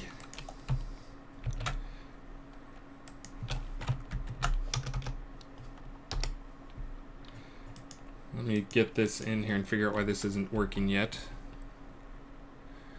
Add a code. Aha. Ooh. That's the part that I forgot. Hold on 1 second now.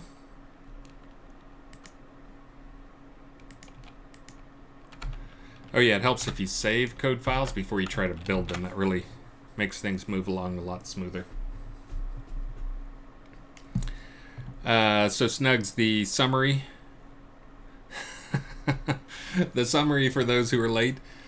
So this morning, I didn't start my stream until 5, not because I slept in, as some of you guys always theorize whenever I don't start at 4, but because I was doing coding, which the coding I was doing was to add not 1, not 2, not 3, not 4, but 5 new stats. And these are something you guys don't even see or know what they mean.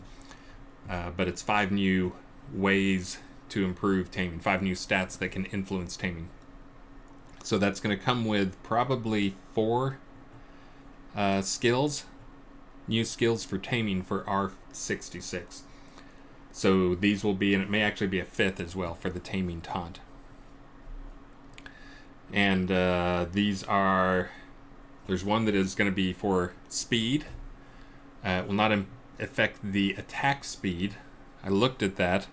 But again, that's another big multiplier that I throw into the how do I balance these guys thing, so I held off on that. It does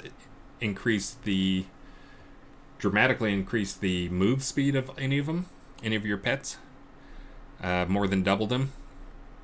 And then it also increases dexterity, which of course means it'll hit more, it will dodge more, it will do more crits.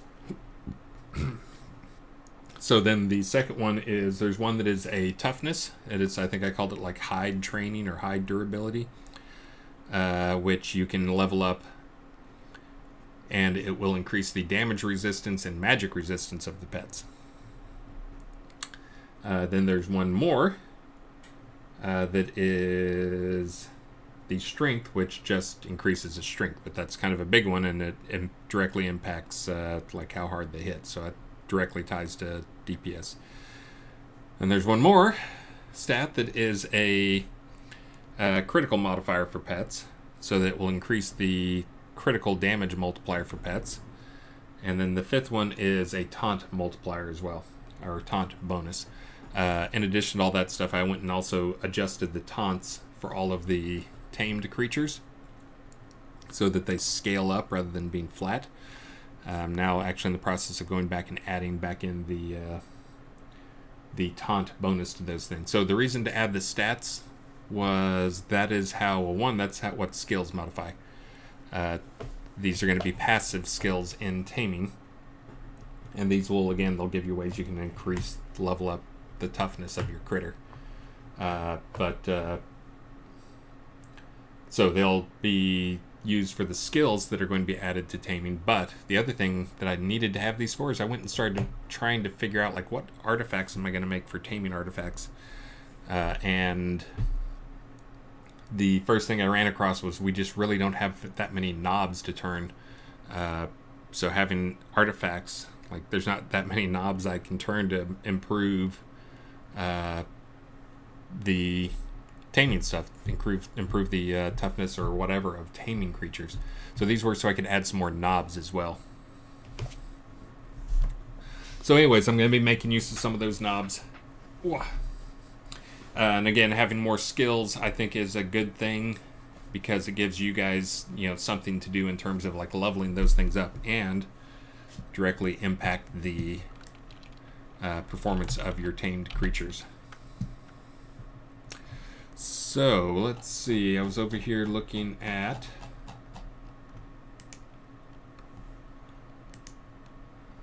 that guy right there. So I think I've got him down. Let me make sure I got this in there. Nope.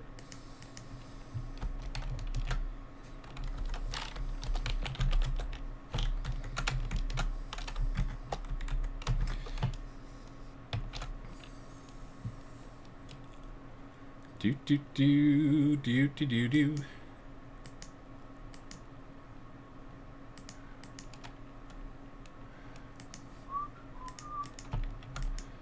This is just going to be a direct add-on to these guys.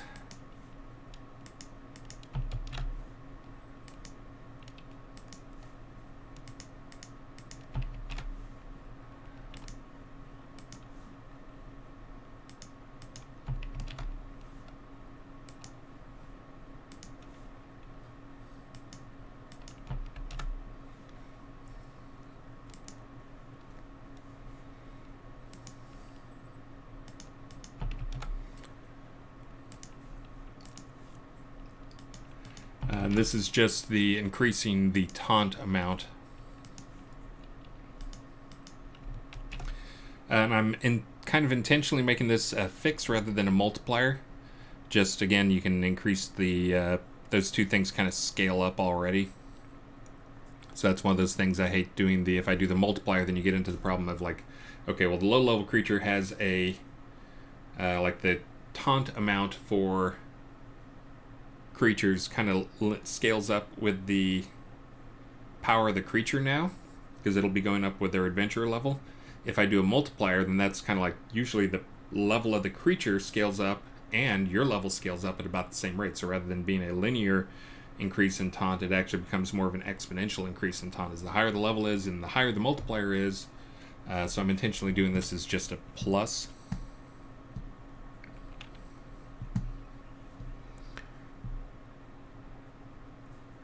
Uh-oh, what's going on there? Do.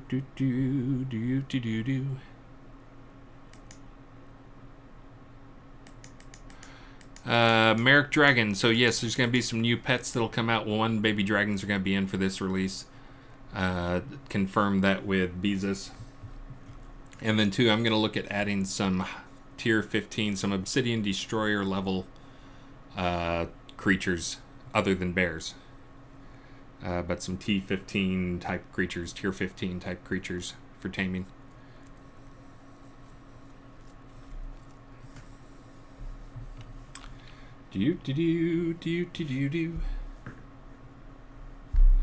Obsidian Destroyer only needs a 79 summoning. Well, that should be fixed. They shouldn't be...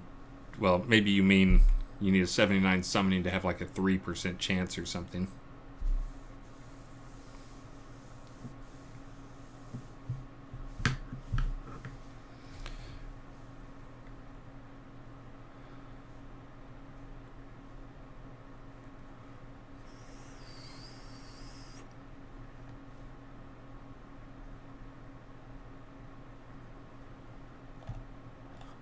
You're standing around doing the airplane noises and poses.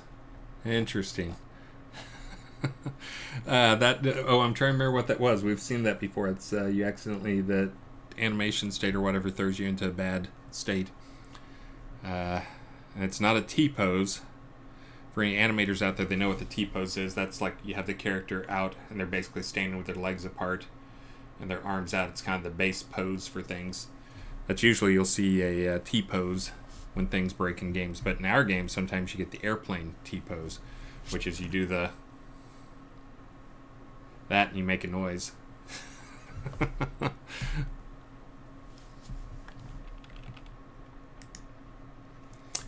Do.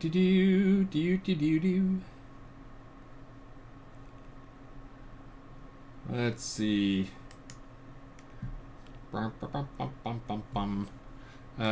So I got all the taunts updated, so they all factor in the taming taunt. So that's done. So now the only thing I need to do is make the skills.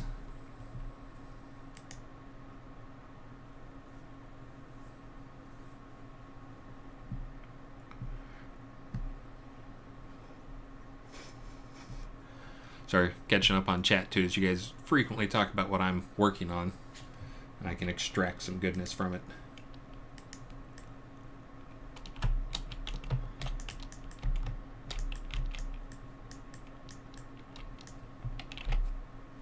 Hold on, Unity's locked up. There we go. Alright, so now I need to make some skills.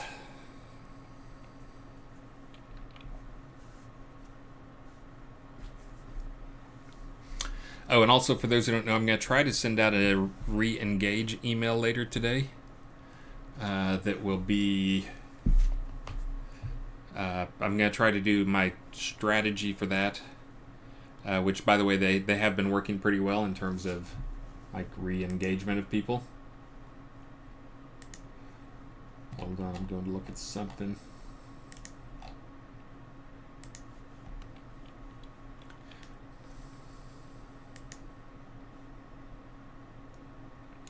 But it has been going pretty well in terms of a pretty big boost in terms of the unique players and average players as well, which is good, and that's just starting the campaign really.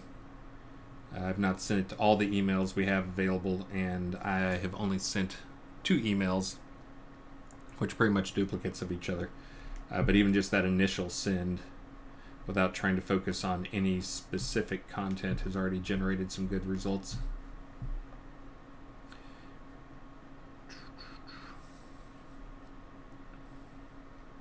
But anyway, so let me get back to this stuff. But I'm going to try to do a taming focused email for re-engagement.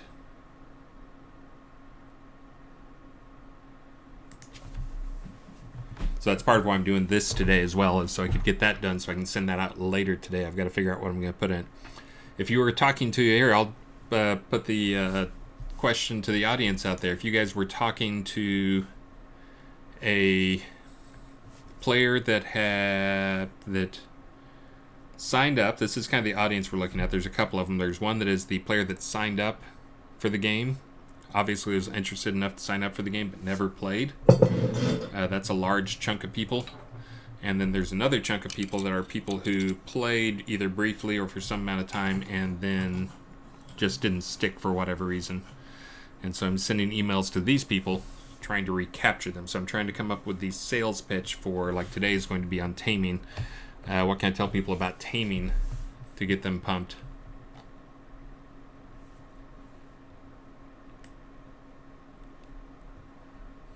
Go.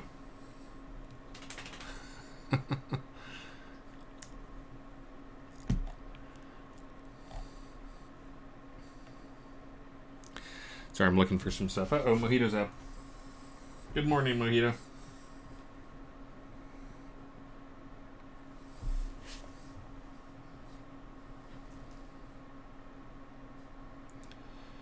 Need an auto-tracking dog camera. Just follows him around.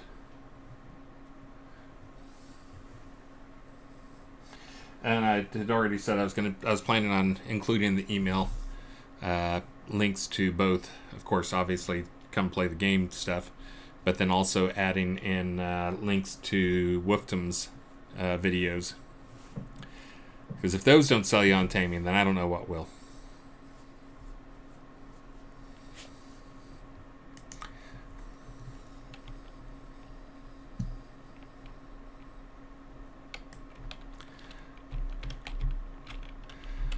You want a Uber Italian Greyhound? Yeah, we should have an Italian Greyhound that is like ferocious and attacks, and then you can go and try and tame him. Create a tamed Greyhound. Obviously, he's ferocious. Yeah, Lichmeister. That's going to be kind of the pitch is that, you know, come see all the taming improvements, and then call out some of the features in terms of like, hey, there's going to be for R66 in 2 weeks. Is it 2 weeks? Yeah, I guess it's 2 weeks. 2 weeks, 2 days. Hey, thank you, Snugs. Thank you. Good morning. But 2 weeks, 2 days. New tameable dragons. New taming skills. New taming artifacts. Thank you, Snugs. So that's going to be kind of the pitch for the email today. And thank you, Snugs, again. And thank you, Snugs, again. You're slowly climbing up the top 10 chart again. It's still early in the month. I think for those who weren't on that stream, John Marcus, I went through a lot of effort to get him his boxes. And thank you, Snugs, again. And again. Oh, and 400 times. 400 again. Now you're about to pass Synthetic. But John Marcus, I went through a lot of effort to get him his boxes. And he was repaid me with bits. Thank you very much, John Marcus. Uh-oh. Now Synthetic 9 is jumping up there. Synthetic 9, thank you very much. Let me see what your message says.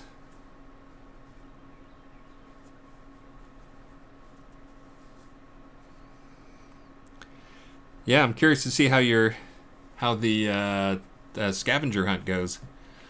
A lot of people in there watching for it, especially with the big prizes. And thank you, Snugs. Man, all of a sudden, you guys are suddenly generous. You're always generous. I know it's a slow start. Everybody hasn't had their coffee yet. I'm still working on mine. Yeah, I'm curious to see how the scavenger hunt stuff turns out. Oh, and Snugs again, thank you very much. You just had to get above Synthetic. I see how that is. But, so let's see. So again, yeah, so that's going to be kind of the taming sales pitch is like more skills, more tamed pets, tameable dragons, tameable artifact, or taming artifacts, more taming specialization, basically calling out all the stuff that we've done to make taming more powerful. Man, Snugs is not stopping at number 4 there, now above Sinash. Thank you, Snugs. It's early in the month, Snugs. Pace yourself. Pace yourself. You know how they are. If you go up there and you start pressuring those top guys, and they sometimes pressure back. Which I will, of course, be completely okay with. Thank you again, Snugs. Man, very generous this morning, Snugs. Okay, now you're in second place. Stop there. Leave poor John Marcus alone up there. At least for a few more days. Oh, maybe not. Thank you again, Snugs. Thank you times 10. Again, absolutely appreciate this. And this comes at a good time because for those who don't know, the initial thing I'd said I was going to use the money for from the stream from is going to pay for team lunches. But you guys have actually been pretty darn generous, and we'd be eating it. I don't even know where I could spend that much money on lunches for the team. It'd be a lot of beers. Couple of bottles of wine. In fact, I think Snugs has just paid for our lunch just in the last 5 donations there. Again, Snugs, huge thanks.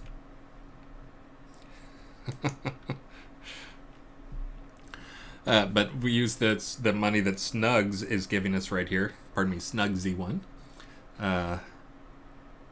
To pay for the lunches. That was the initial plan, but again, you guys have been so generous on the streams, as frequently you guys will throw me bits anytime I say something you like or a change that you guys like, which is awesome. But it'll probably be going to probably not going to spend it on streaming box, probably going to use the extra money to go and do some more ad work and pay for more. Whoops, hold on. What? Pause.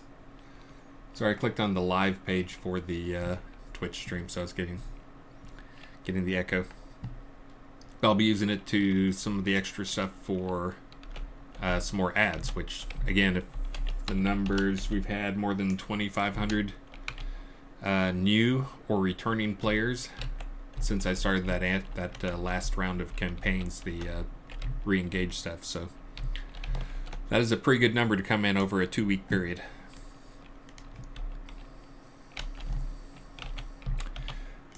Let's see. Trying to think here what's next up. So next I did the tail, the wyverns. Oh, I need to get some skills done for these guys. So that is going to be probably a little bit of boring work that I'm not going to bore you guys with.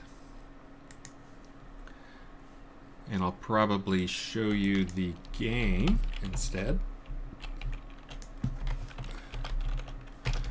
Load level.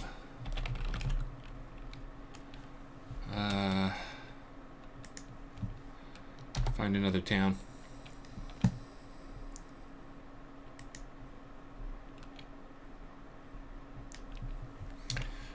Oh, question, Brass Knuckles. Can we get a greater scroll of unlearning for all these new skills?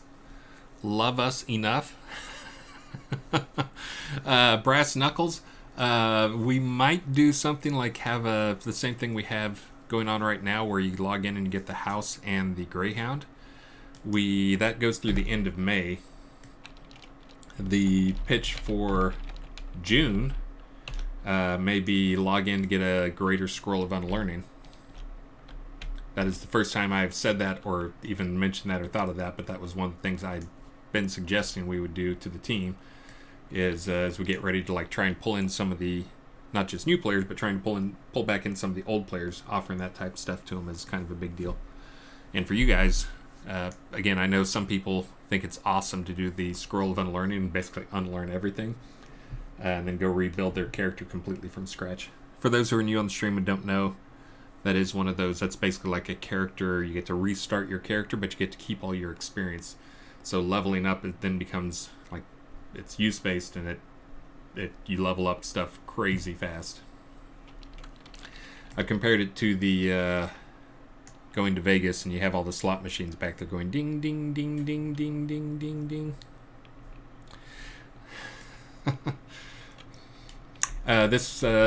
So this will be the first release in a while. We've added a bunch of new skills. I've got to get these to Scotty so I can try and get some icons. That'll be the last thing. So it's easier to add this type of skill. These are passive skills, meaning that all the ones I've added so far are passive skills, meaning that they don't actually have to have like an animation or VFX or anything. They're just a skill you can level up to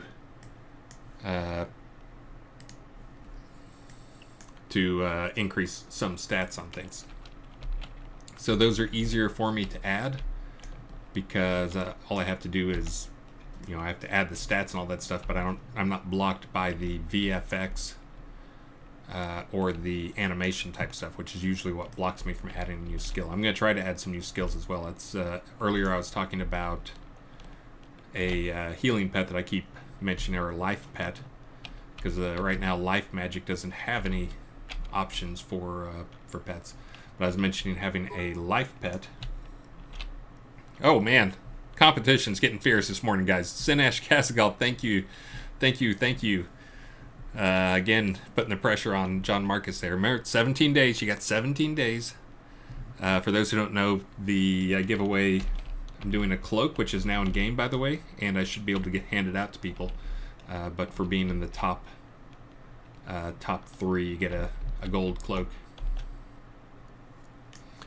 But Sinash, huge thanks.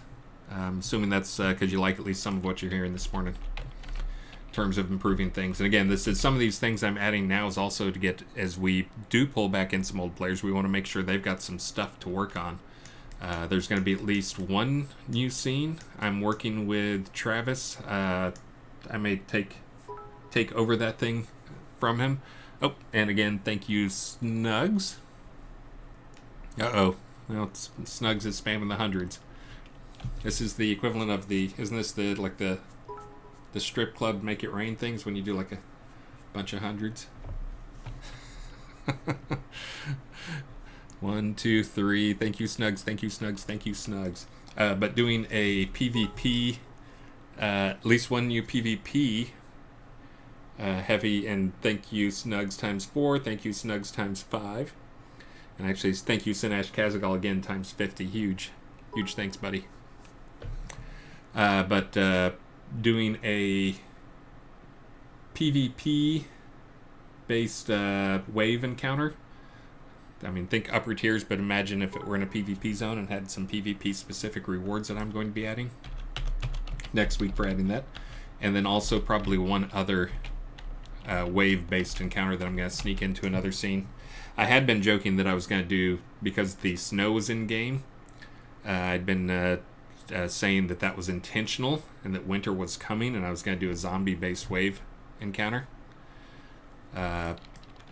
But I think people found out that the snow was actually a bug that got fixed by Burning Toad.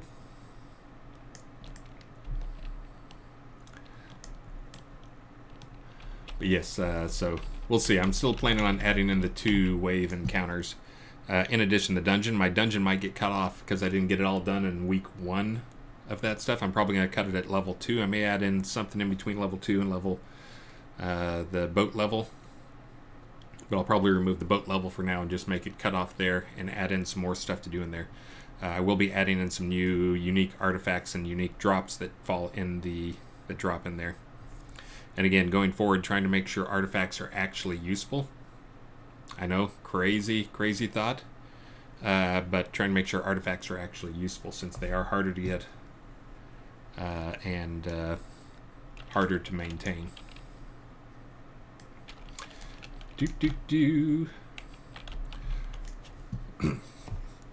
So let's see. So I was going to do this, and then I was going to go work on some taming skills so you guys can enjoy the lovely view of the lake. I'm surprised I'm not getting reflections there. Something has changed in our settings, I think. Oop, that's not what I wanted. Video. Yeah, I'm on best. I should be getting reflections. For those who don't know, the reflection stuff, the water reflection should work, but it should, the thing we have changed on it over time is that we've made it so it only reflects things tagged as ground layer.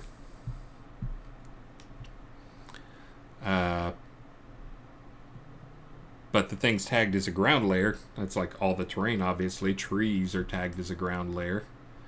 So yeah, so I should be seeing the reflection of this stuff. I'm going to have to...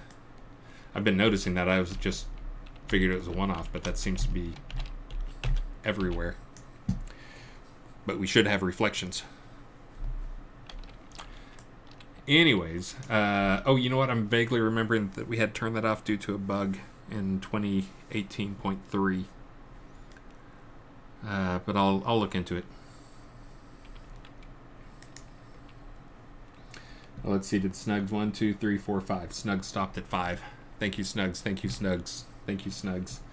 Sinash Kazagal, thank you 50 times. Snugs, actually, thank you about 60 times. No, I'm not telling you to start again, Snugs. Thank you. But I'm going to go add those taming skills now, so I'm going to leave you with this view. I'll try and keep talking to you guys as well, though.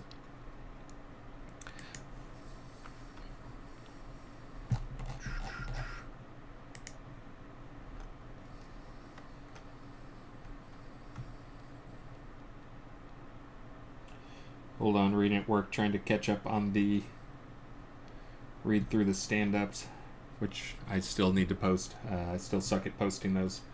Part of it is just we're fairly consistent, but it's usually every day 2 or 3 people forget, and I like if I do the stand-up notes, I'm worried anytime I put stuff up there, I'm worried people are thinking like somebody's out or something, but it's really just they forgot to put up a day. And sometimes I just make up stuff for them. But yesterday was, for those who are wondering on the stand-up stuff, yesterday was, we had a long new user experience meeting, trying to understand what new users are doing now that we've had a bunch of people come through. That's one of the things we were doing with this last round, is we were monitoring what players do in the new user experience and what we can do to improve it. So you should expect some major changes coming to the new user experience. A lot of what we see is like it's kind of a bad break in terms of the play experience. There's some things that we explain that we are overly simple, that we shouldn't bother explaining in the tutorial, that are just kind of annoying. And then there's some other things that we explain that are too complicated and we shouldn't bother trying to explain them in the tutorial. So there'll probably be a new updated tutorial coming out, and there'll probably also be some changes to the starting experience, and that you may start by making your character rather than enter into the world. Talk to the lady for a few minutes, go down, zone to like create your character, zone to come back, then go do stuff. Like instead starting by making your character and having them there. It's kind of a confusing experience for people, and we lose a lot of people just in those changes.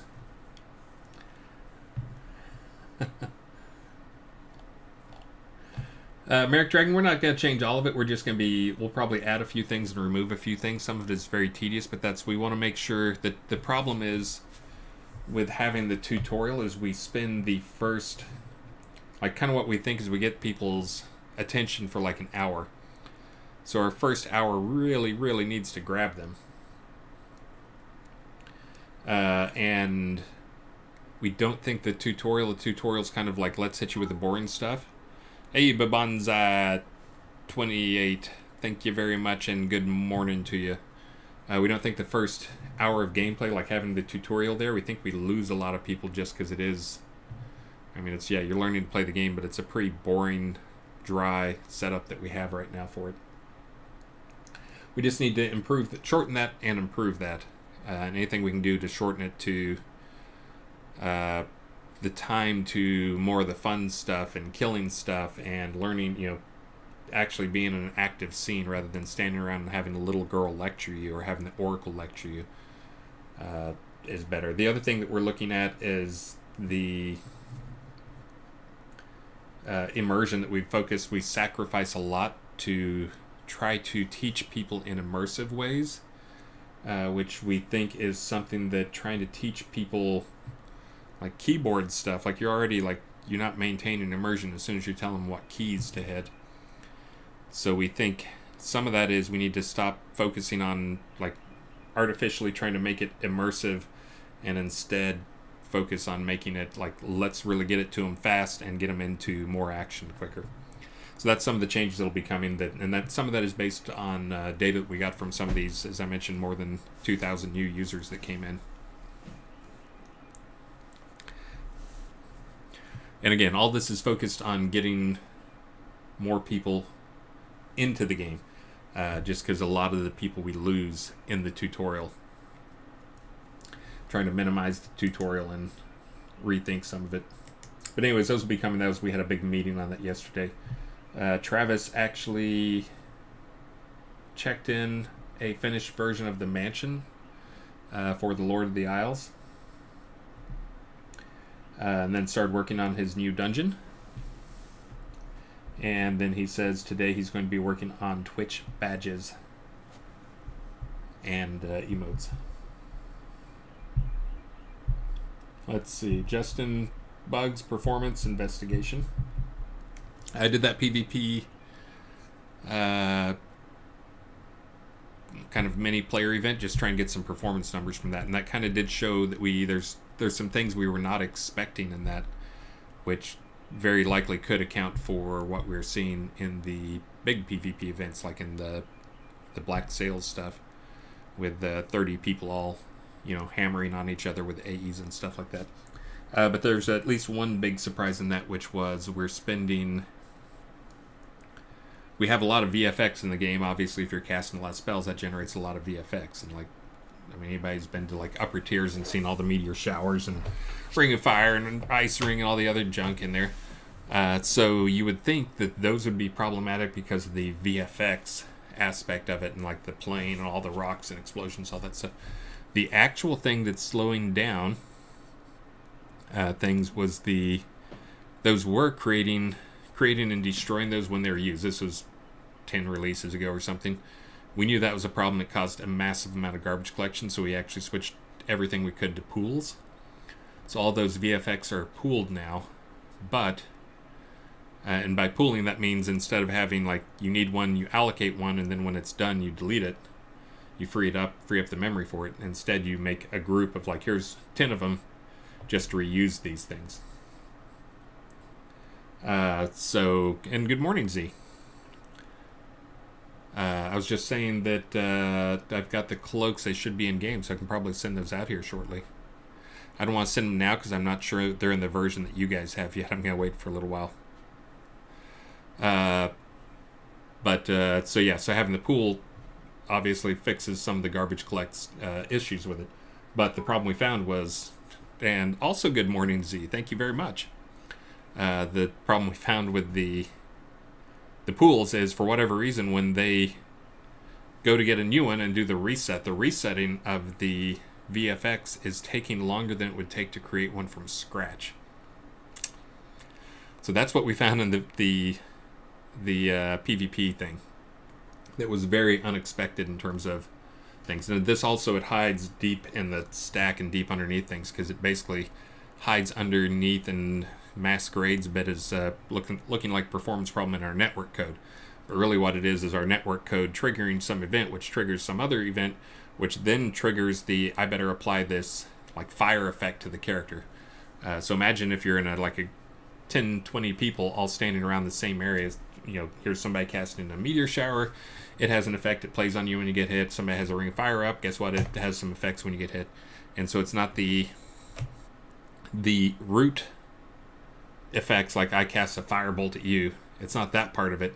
Or even I cast a meteor shower. It's not that part of it. It's the applying the effect to each of the characters.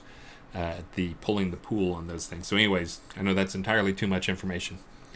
Astrian Dragon, the incremental garbage collection Unity that looked good. Yes, in 2019.1 it did look good. Didn't really help. We do have a build running under 2019.1 right now. Again, it may be better, but if it's better, it's just a little better. We'll keep seeing. Again, really, if we had our own code, if we had the code for ourselves, hint Unity. I need to write Carl again. But if we had the code for ourselves, we would probably do something more. We'd probably be writing our own what we do for console games. Which in console games, there's no such thing as garbage collection. There's no such thing as if you have dynamic allocations, they've got to be super carefully managed. Because guess what? Consoles don't have unlimited memory, nearly unlimited memory. You're not allowed to grow. You need to know you fit in a certain exact footprint. But for those type things, we would write what they call small block allocators, where basically you write a bunch of, you just have I've got a set of 5,000 4K byte Alex, and then everything, and then you use that for your memory allocator, and when somebody asks for one, you can pull that, and it's pulled from a set of here's 5,000 altogether, so you never have to worry about memory fragmentation, you never have to worry about garbage collection, tons of stuff. It also makes it easy to track down memory leaks and such. We do not have access to the source, so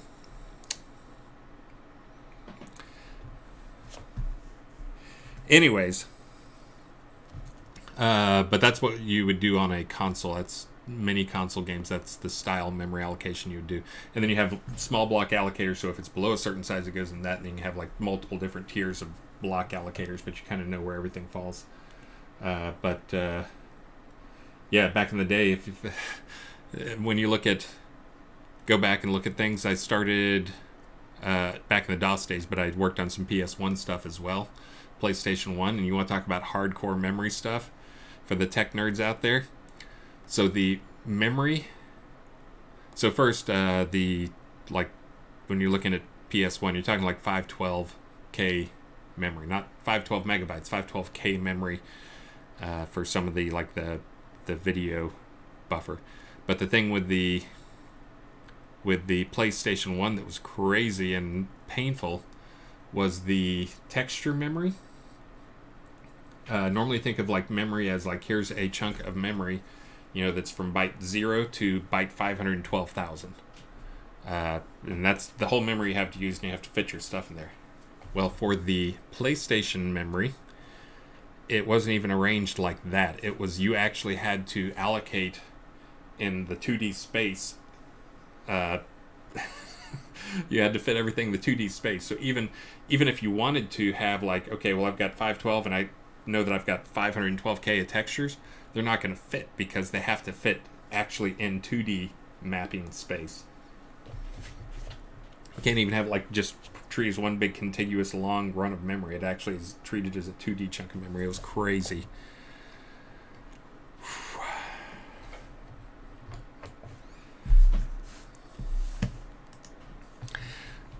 Back in my day.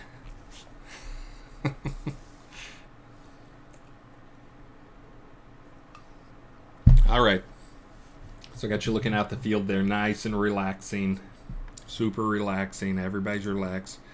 Let me do a little cleanup down here in my project bar. So I'm going to go add those skills. So again, there could be as many as 5. I'm thinking I may save the taming taunt. Well, I may just go ahead and add 5 skills. Bonsai reflections. I did mention reflections. I was just talking about for this lake. The thing we do for our reflections, at least for this type of category of water, is you look like in here. The thing we reflect, we're supposed to reflect, but we will only reflect things that look like that are tagged as ground. So then the only thing we tag as ground are the very minimal things in the scene, like the terrain and the trees. Usually we'll have like, you know, building LODs marked as that, rocks that are near the water line. So that's, I was just saying that this water is supposed to be reflecting right now, but only reflecting the terrain and the trees. But that's really, if you just reflect the terrain and the trees, that's not a huge cost with the latest changes. To use instance terrain and better shaders and instance speed trees. But I'm not sure why it's not actually showing up. Oh, is that an epic tree over there that I see? Hold on, I'm going to fly over there and check that out. I think they've got oh yeah, I think they've got some of their own epic trees placed down here. Yeah, that's kind of what I'd said for these like epic, massive trees. Is they're kind of they're neat to use as a landmark just because they're so massive. So you can just tell people, hey, it's over by the oak tree. And this is a pretty heavily treed scene, the template for this one. So they don't even stand out as much, but still they're...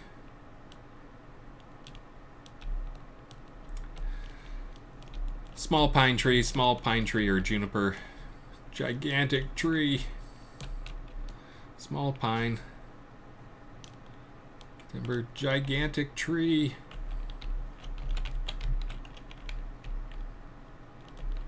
Anyways, like I said, they make great landmarks for things if you're doing a pot.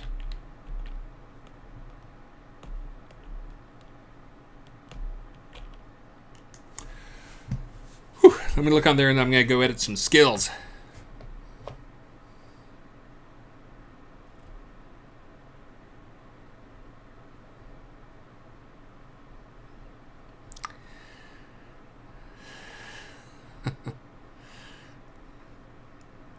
Yeah, it's about right. Asterian Dragon on the 2K to send people to the moon. yeah, a lot of the stuff they send up on to outer space, they still use pretty old gear, uh, just because they can have particle, like basically, uh, oh crap, what are the particles called? But basically, when you have something at the, you're talking like zero point 0.1 nanometer range, or a 10 nanometer range, like what computers are down to now, or 7 nanometers, you can get the connections broken by a stray particle, that doesn't nobody else can see, but doesn't do anything, but it'll actually break the connection just to make sure it's space radiation.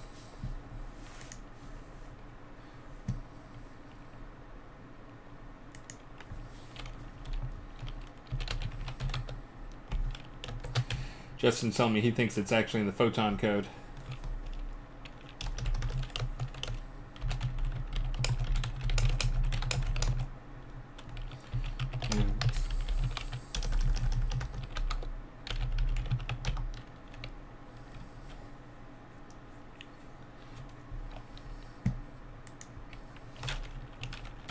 Hope he's just confused. He's rarely confused, though. That's my job, to be confused.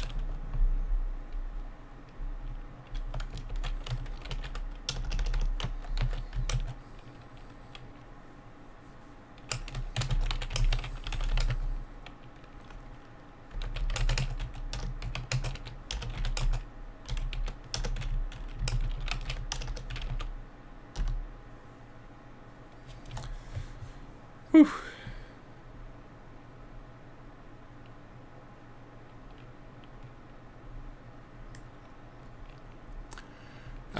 Let's see.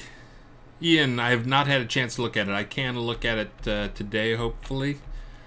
I did get caught up on my emails, except I have 2 new emails. I was trying to remember what the thing you were looking at, though, in terms of deed upgrade. Again, I get like...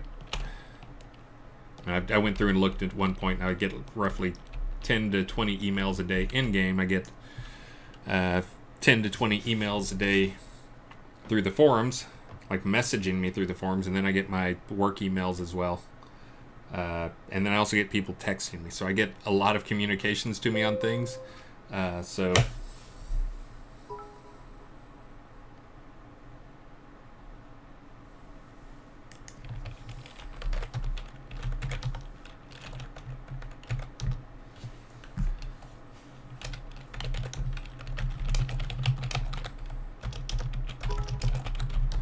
Somebody's doing a thing. Oh, and let's see. I think Z of Silverdale, but thank you again. And again, thank you, Snugs and Sinash Kazagal, for your epic battle earlier. Again, we got 17 days left. Pace yourselves. But thank you, Nubby Earwiggles and Asterian Dragon for the 100 bits and the 100 bits. Thank you, thank you. I think I posted last time, there's a couple of people who give 133 bits to which is basically to buy Travis beer. I did buy him a beer last time and showed a picture of it. Although he didn't get a cheap Mexican beer because we were at a sushi buffet place.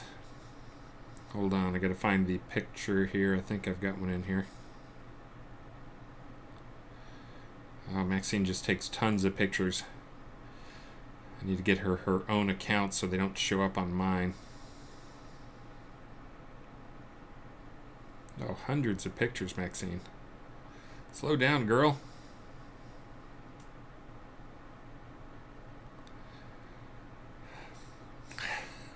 Alright, I'm not going to be able to find this because of... oh, no, there we go. There's Travis drinking his beer from you guys. I was just reminded by the wife that I need to put the trash and recycling out before the trash and recycling come, because they are both full.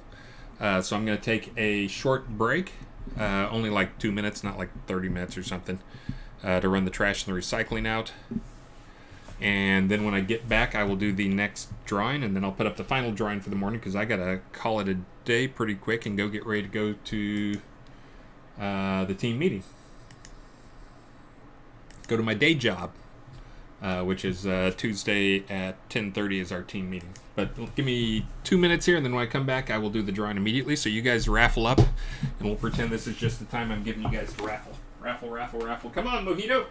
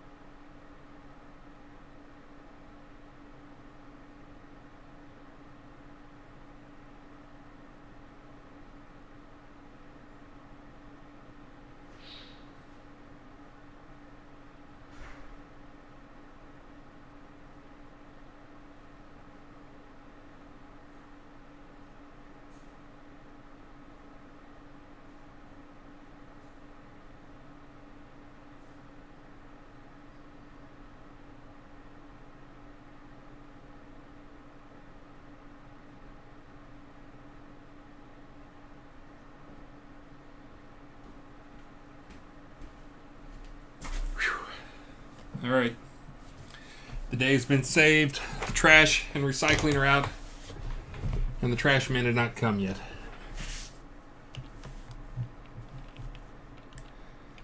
Good start. All right, so let's see what did I miss.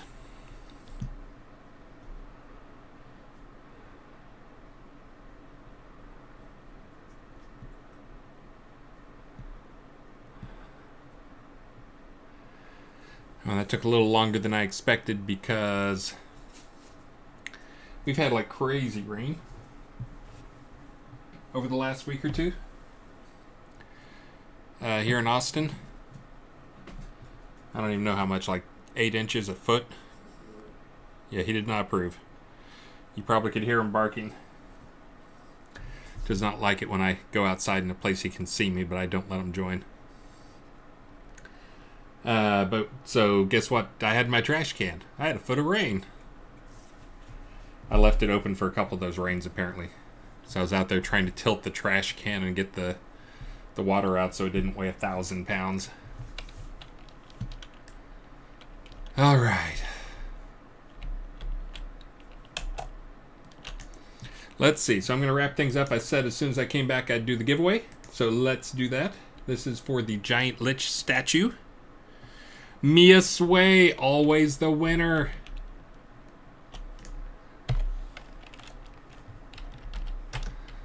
Let me load level to the hub.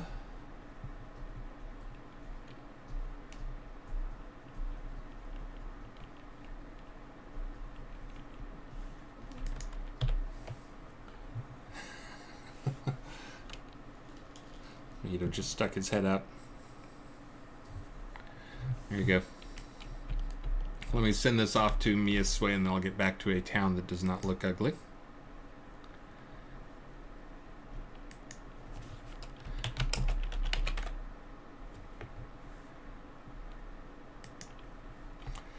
And you are Mia Space Sway. Giant Lich statue. Alright, I'll put up one more here, and then in about 20 minutes I'm going to have to call it a morning, not a day. And get ready to go to my team meeting. Let's see. Let me see what the last thing I want to do here. I already did Haunted Gothic Village Inn, in case you missed it. I did the Giant Lich statue. Maybe we can do...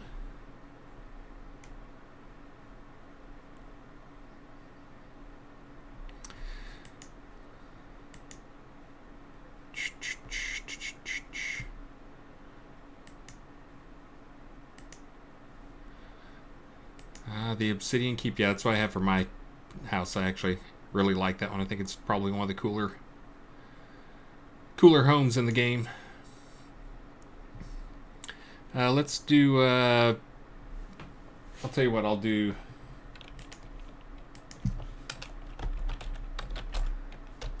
Vintage blue or red velvet furniture. I'll let you pick which one of these guys you want. And go.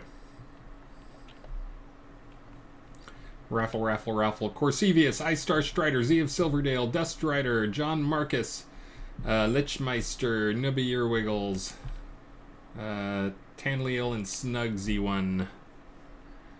That's the top 10. I did a top 10 for you there. Top 10 fastest fingers is what that is. So I'm going to go back to this town, but really just so I can have a better backdrop in case someone joins the stream who doesn't know anything about the game. I know most of you guys already know about the game, and you are here so I can make you some new skills. So let's see, where's taming? There we go. Let's see.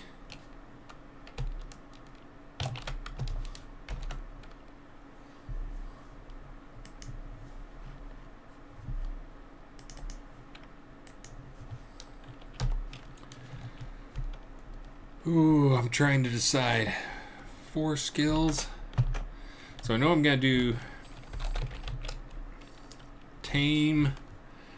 I'm trying to think up a name for the speed skill. Tame. I'm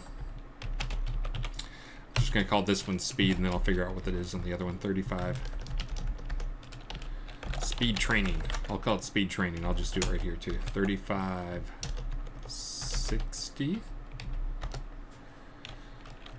Tame. Hide training. That's not to hide, that's like how tough they are.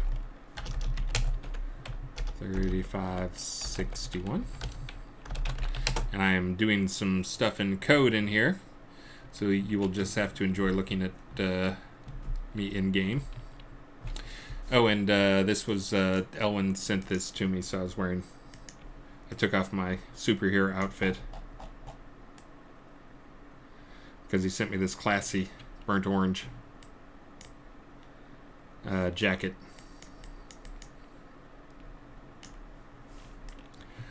I'm a Longhorns fan, in case people didn't know. I didn't actually go to UT, but I live here now, so you cheer for the team you're in town with. Yeah, totally not a Longhorn shirt. But I actually went to... I'm actually a Shorthorn. UTA. UT Arlington.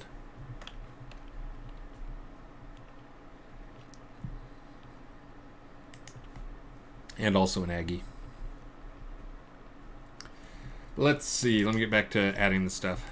Tame. Hide. Tame. Strength training. I'm going to call these trainings. 3562. Tame. Precision training. 3563. Tame. Taunt training.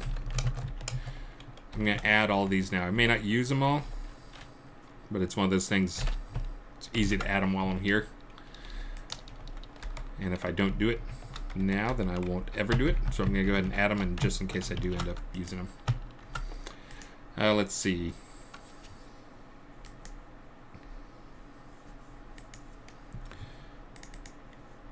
I need to come over here and do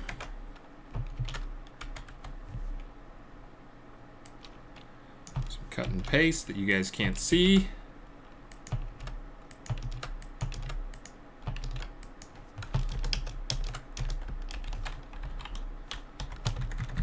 I know you love hearing me type while nothing happens on my screen.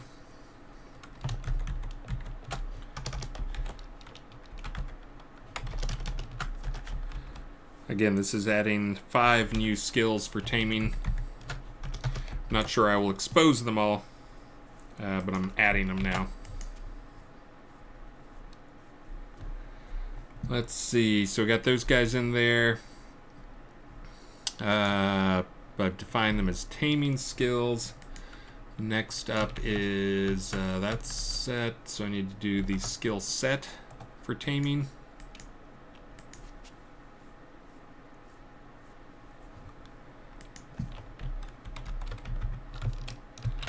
Again, you guys can't see what I'm doing. Trust me, it's awesome.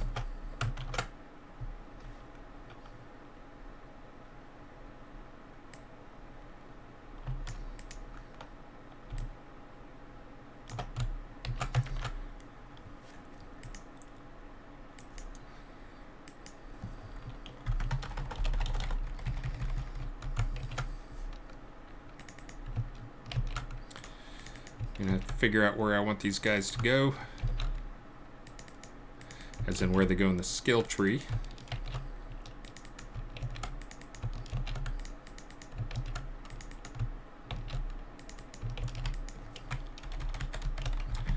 Hold on, I will have something to show here before I quit is my goal.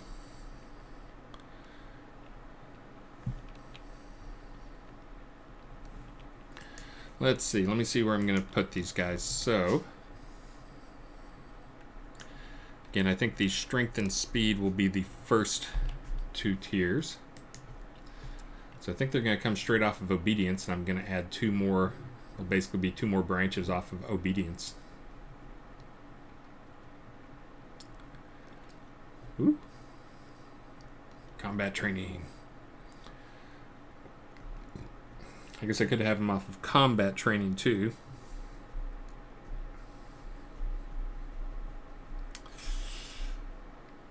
Let's see, so there's going to be 3. So I think I'll have them off of obedience.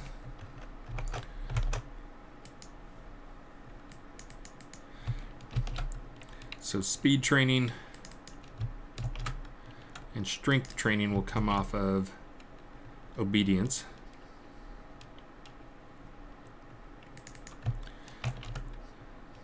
Hide training, which is the increase in the max damage resist, will come off of strength training.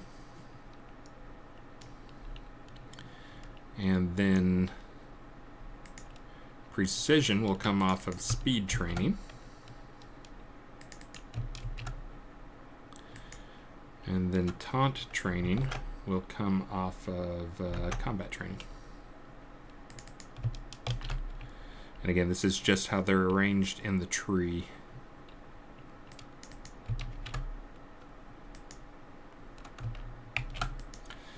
Got those guys in there, and I'm going to have to set some stats for them.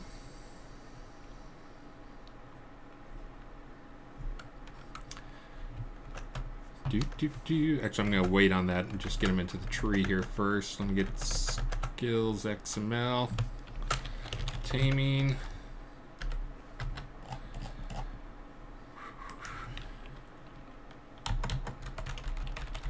Am I missing any important questions? Lichmeister, that's kind of one of the things I'm headed towards is, again, I've given this talk a bunch of times, but it's tough to rationalize giving pets more and more power, which of course is what a lot of people want, without finding some way to add some cost to it. This is another way we can give a cost. When it's just a cost rather than a cost and a choice, it still has to be modest in terms of the benefits it'll give. Because, again, then if you just have it as a cost and it's a passive like what I'm adding right now, that means the high-level players get a bigger advantage, and that's one of the things we try to avoid is making it too tilted towards a high-level person just powering up a ton of passives. Uh-oh, be back, check whispers. Whisper, whisper, whisper, whisper. Nope, nobody's whispering me. Oh, he probably means there. Oh, nope. Let's see, he probably means on Twitch. Let me look on Twitch. I'm dying to know what he's saying.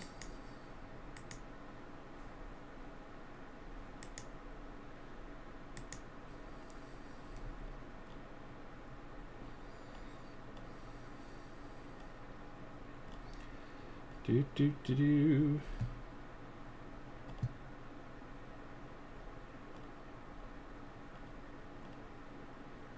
Holy cow, I've got a lot of whispers that I never see.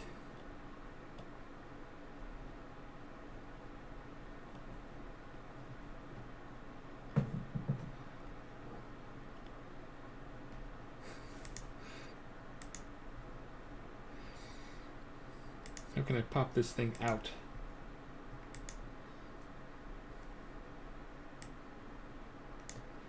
I'm going to take a wild guess and say Jack will be one of my first whispers on there. Nope, apparently I was wrong.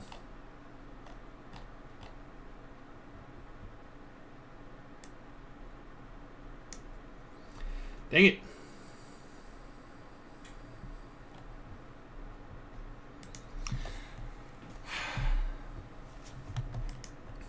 I'll check my whispers sometime.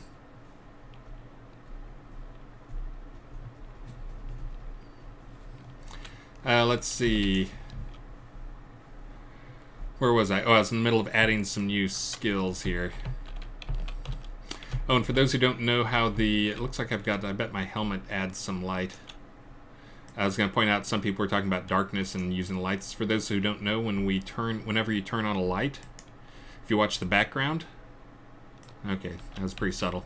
But anytime we add a light spell, we actually increase the ambient light for the scene, like basically the light that covers the entire scene. We increase that light slightly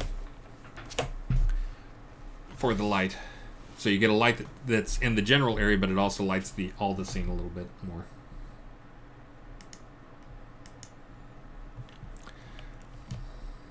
Again, not much, but if it were pitch black out here, you would totally notice it. You'd be able to see things at a distance, even though your light only covers a smaller area. The main reason we keep the light at a smaller area and we don't vary it currently, although we could change that, is just for performance reasons. If you start scaling up the light size with the level, then your performance stuff can start being a problem. Yeah, and I think this is my helmet that's adding, yeah, that cool helmet. I'm not sure. What was my cool helmet again? Knights Marshal Wingtail.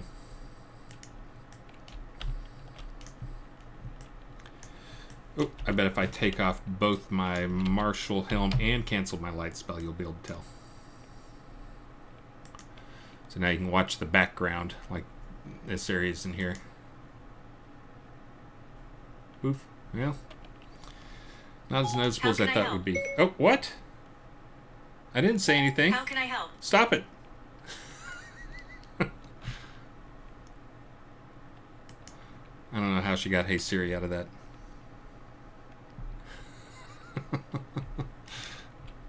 Totally not being spied on.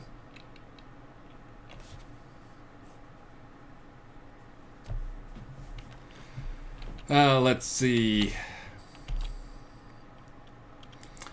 Oh, that's all right. I was in the middle of trying to add a bunch of skills. Let me go finish up those guys real quick, because I want to see them in game before I have to break here in 5 minutes. That might not happen.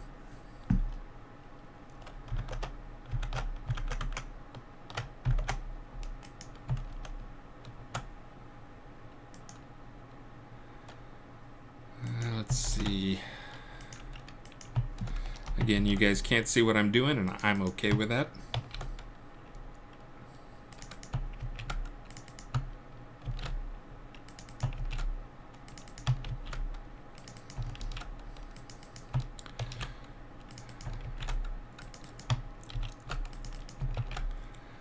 You will be able to see in just a minute, hopefully, the results.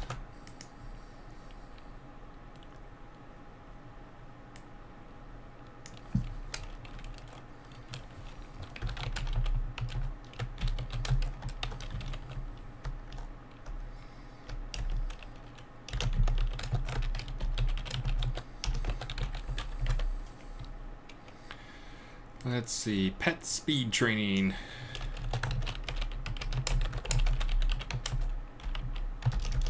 The movement, speed, and dexterity of the tamed pets.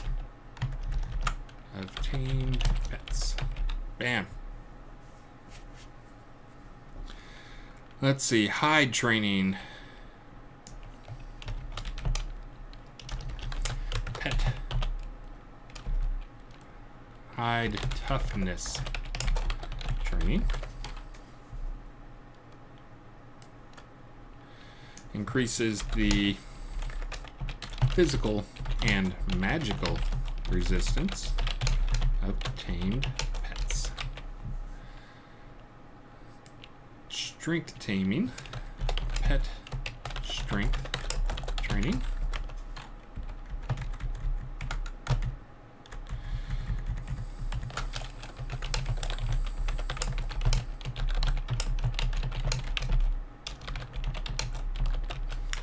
See, precision training can be pet attack precision training.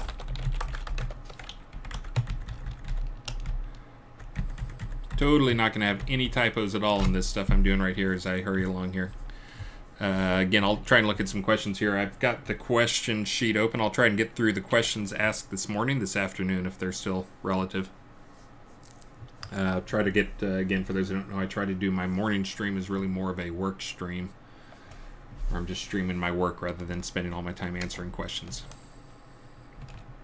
Increase critical hit damage for tamed pets.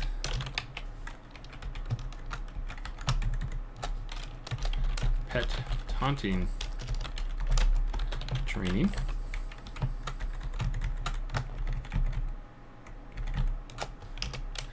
Increases the natural taunt ability.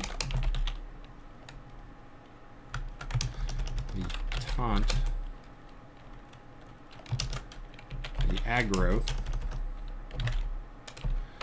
generated by tamed pets. Alright, so there's one. That's saved off.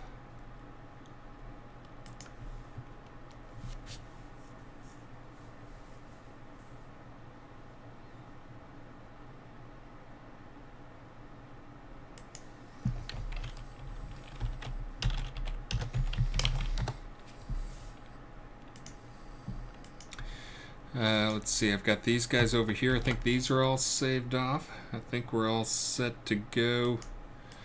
Let me see how I'm doing here on this side. Uh-oh, Mojito died.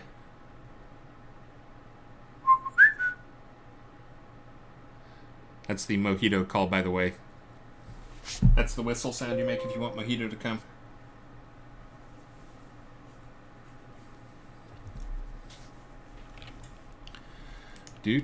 Hold on, waiting for a Unity refresh, and then I'll be able to switch over to Unity and hopefully show off these new skills.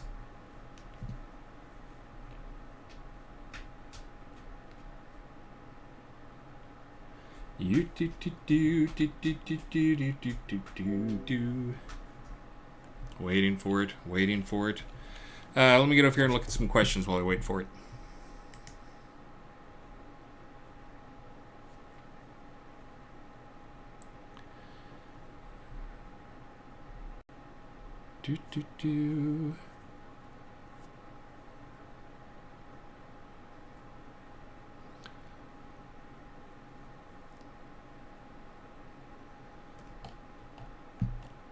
Reading questions.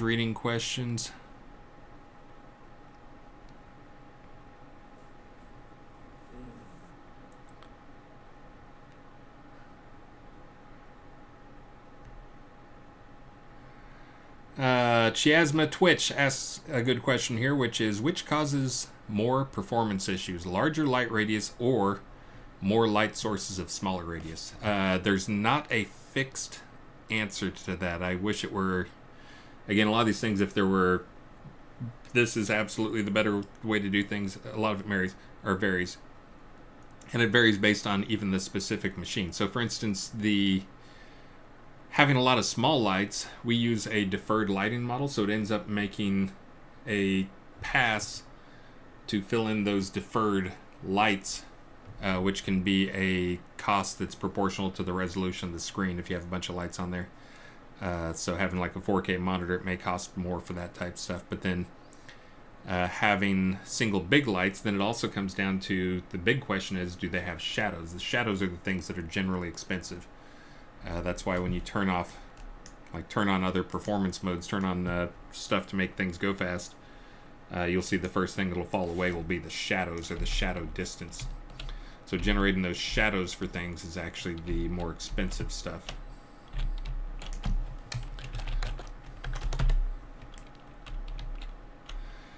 Those guys, those shadowy things, that's what's expensive. So big lights that everything they touch, if they're casting a shadow, they're going to have a performance problems. If you have a big light and a small light and you don't have shadows on, then the performance is almost identical in terms of how it performs. So comes down to a bunch of different variables, but one is just like how much stuff it touches, or shadows on, what's your screen resolution, as to which one is more expensive, small lights or big lights. And again, this also that shows there's some other factors as well, but that kind of shows the whole. If there were one simple answer to a lot of these problems, like we'd know exactly what to do. And I'm going to avoid looking at terrain because it makes Travis cry when I show off terrain for pots that he didn't do. That's kind of a neat little space in here. But let's see. I think I'm probably ready to go. Let me go test things, and then I can show it off if it worked. Do do do do do do do.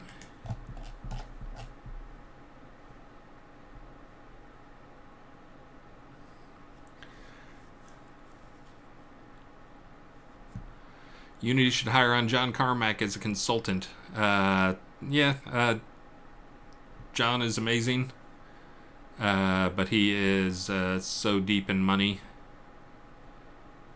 from Oculus Rift stuff, and he's a bit of he's a super smart guy, but he is doing the right thing in that he is a bit of a mercenary and goes where people pay him the most. He don't work cheap.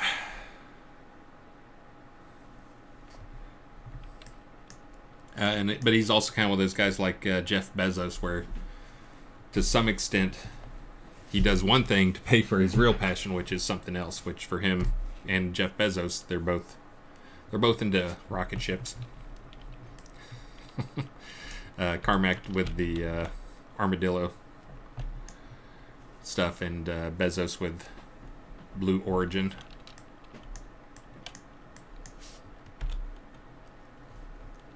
I've actually, I went to one of those side perks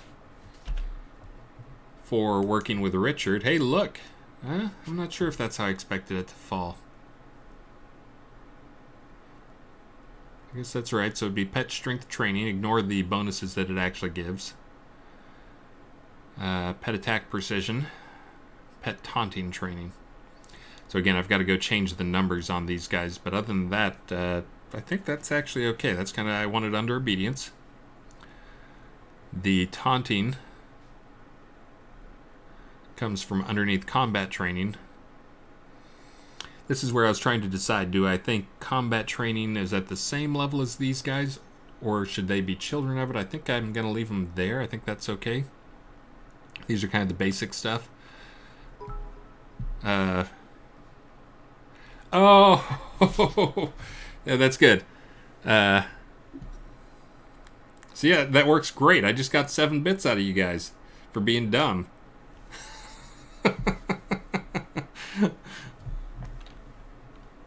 Anyways, here's that thing you couldn't see. I was looking at the tree. This is the taming tree with the skills I just added in. So again, this will have underneath the obedience, kind of the base skill. There's the combat training is already in there. And then the pet speed training.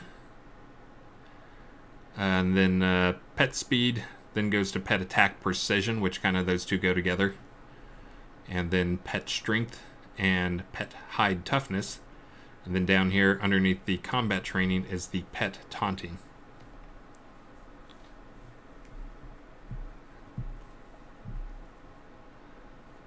So that's kind of the new tree, and I think I'm happy with that. The thing I was talking about is I wasn't sure if I wanted to put pet speed train, like have these two start underneath that. What I'm not going to do is move taming specialization. I kind of like to leave those. I try whenever possible to not move skills. Hey, thank you, Light Tiger 8. Thank you for the 100 bits. Yeah, it's good you guys have me trained, so if I am not paying attention to you, can just throw up like 5 bits or something, and I'll look over at your screen. Yeah, I think I'm happy with that. Of course, again, ignore the bonuses on these. These were cut and paste bonuses. And also cut and paste skill icon. I'm going to have to get some new skill icons in place for these.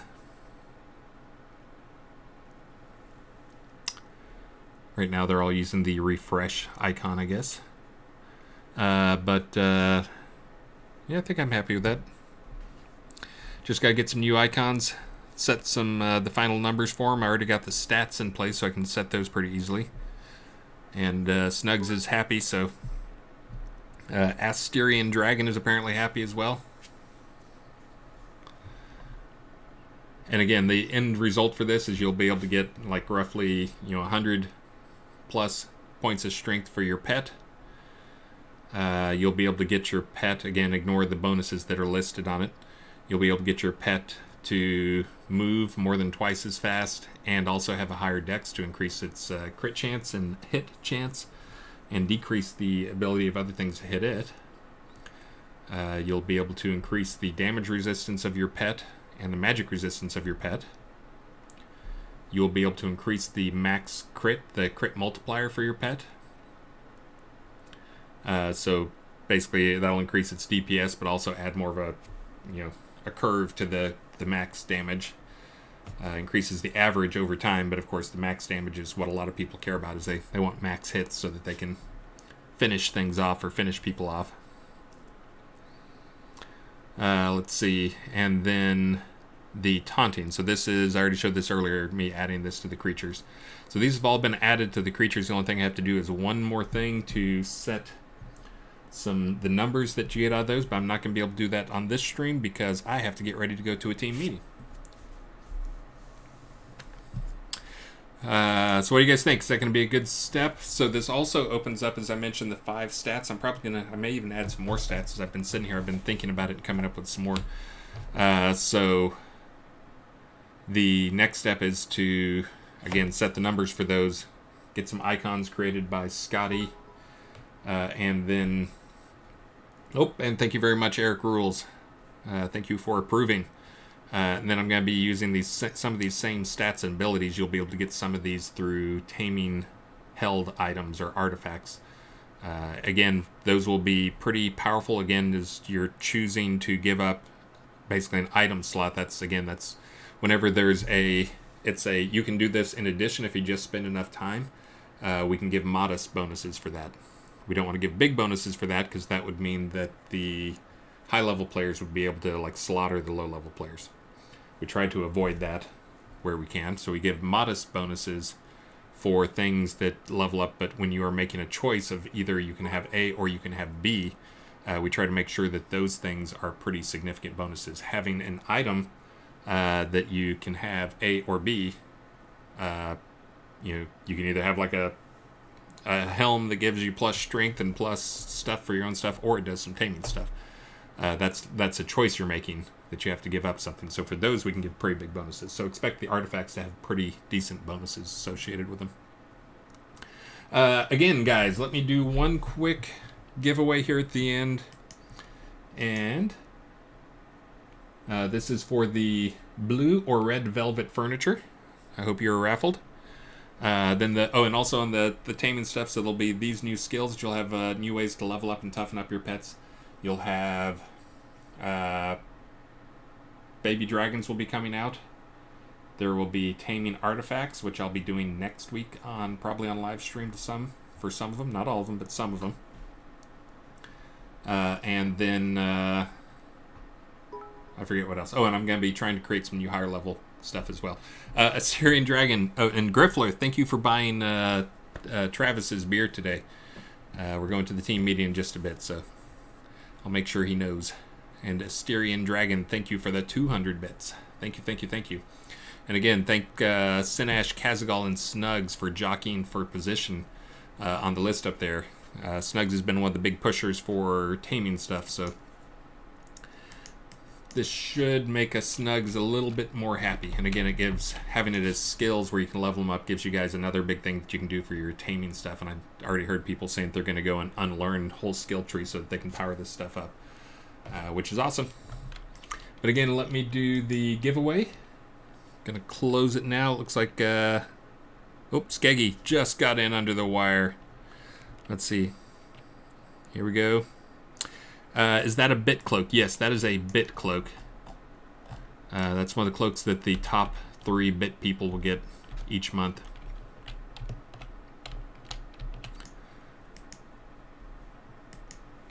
There's a silver one too that I was planning on giving to the top 10. Soda dragon doot doot doot doot doot. Soda dragon doot doot doot doot doot. Soda dragon doot doot doot doot. Okay, closing the giveaway. Damn.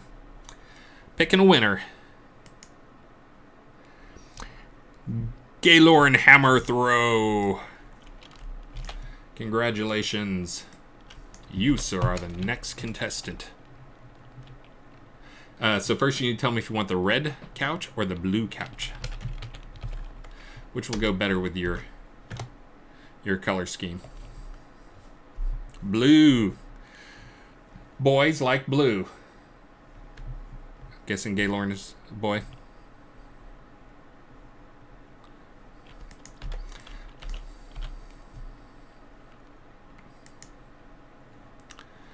And that is down here in the feature, the blue, the vintage blue. Apparently that is a Vault Edition thing.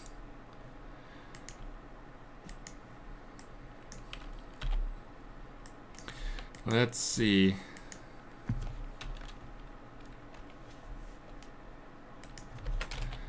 Gaylorn Hammer Throw. As a valid name, I'm going to assume that is you. Vintage blue. Oh, I've got a couple of blue roses. I'll throw those in too. And Gretz. All right, those are now waiting for you in your mailbox.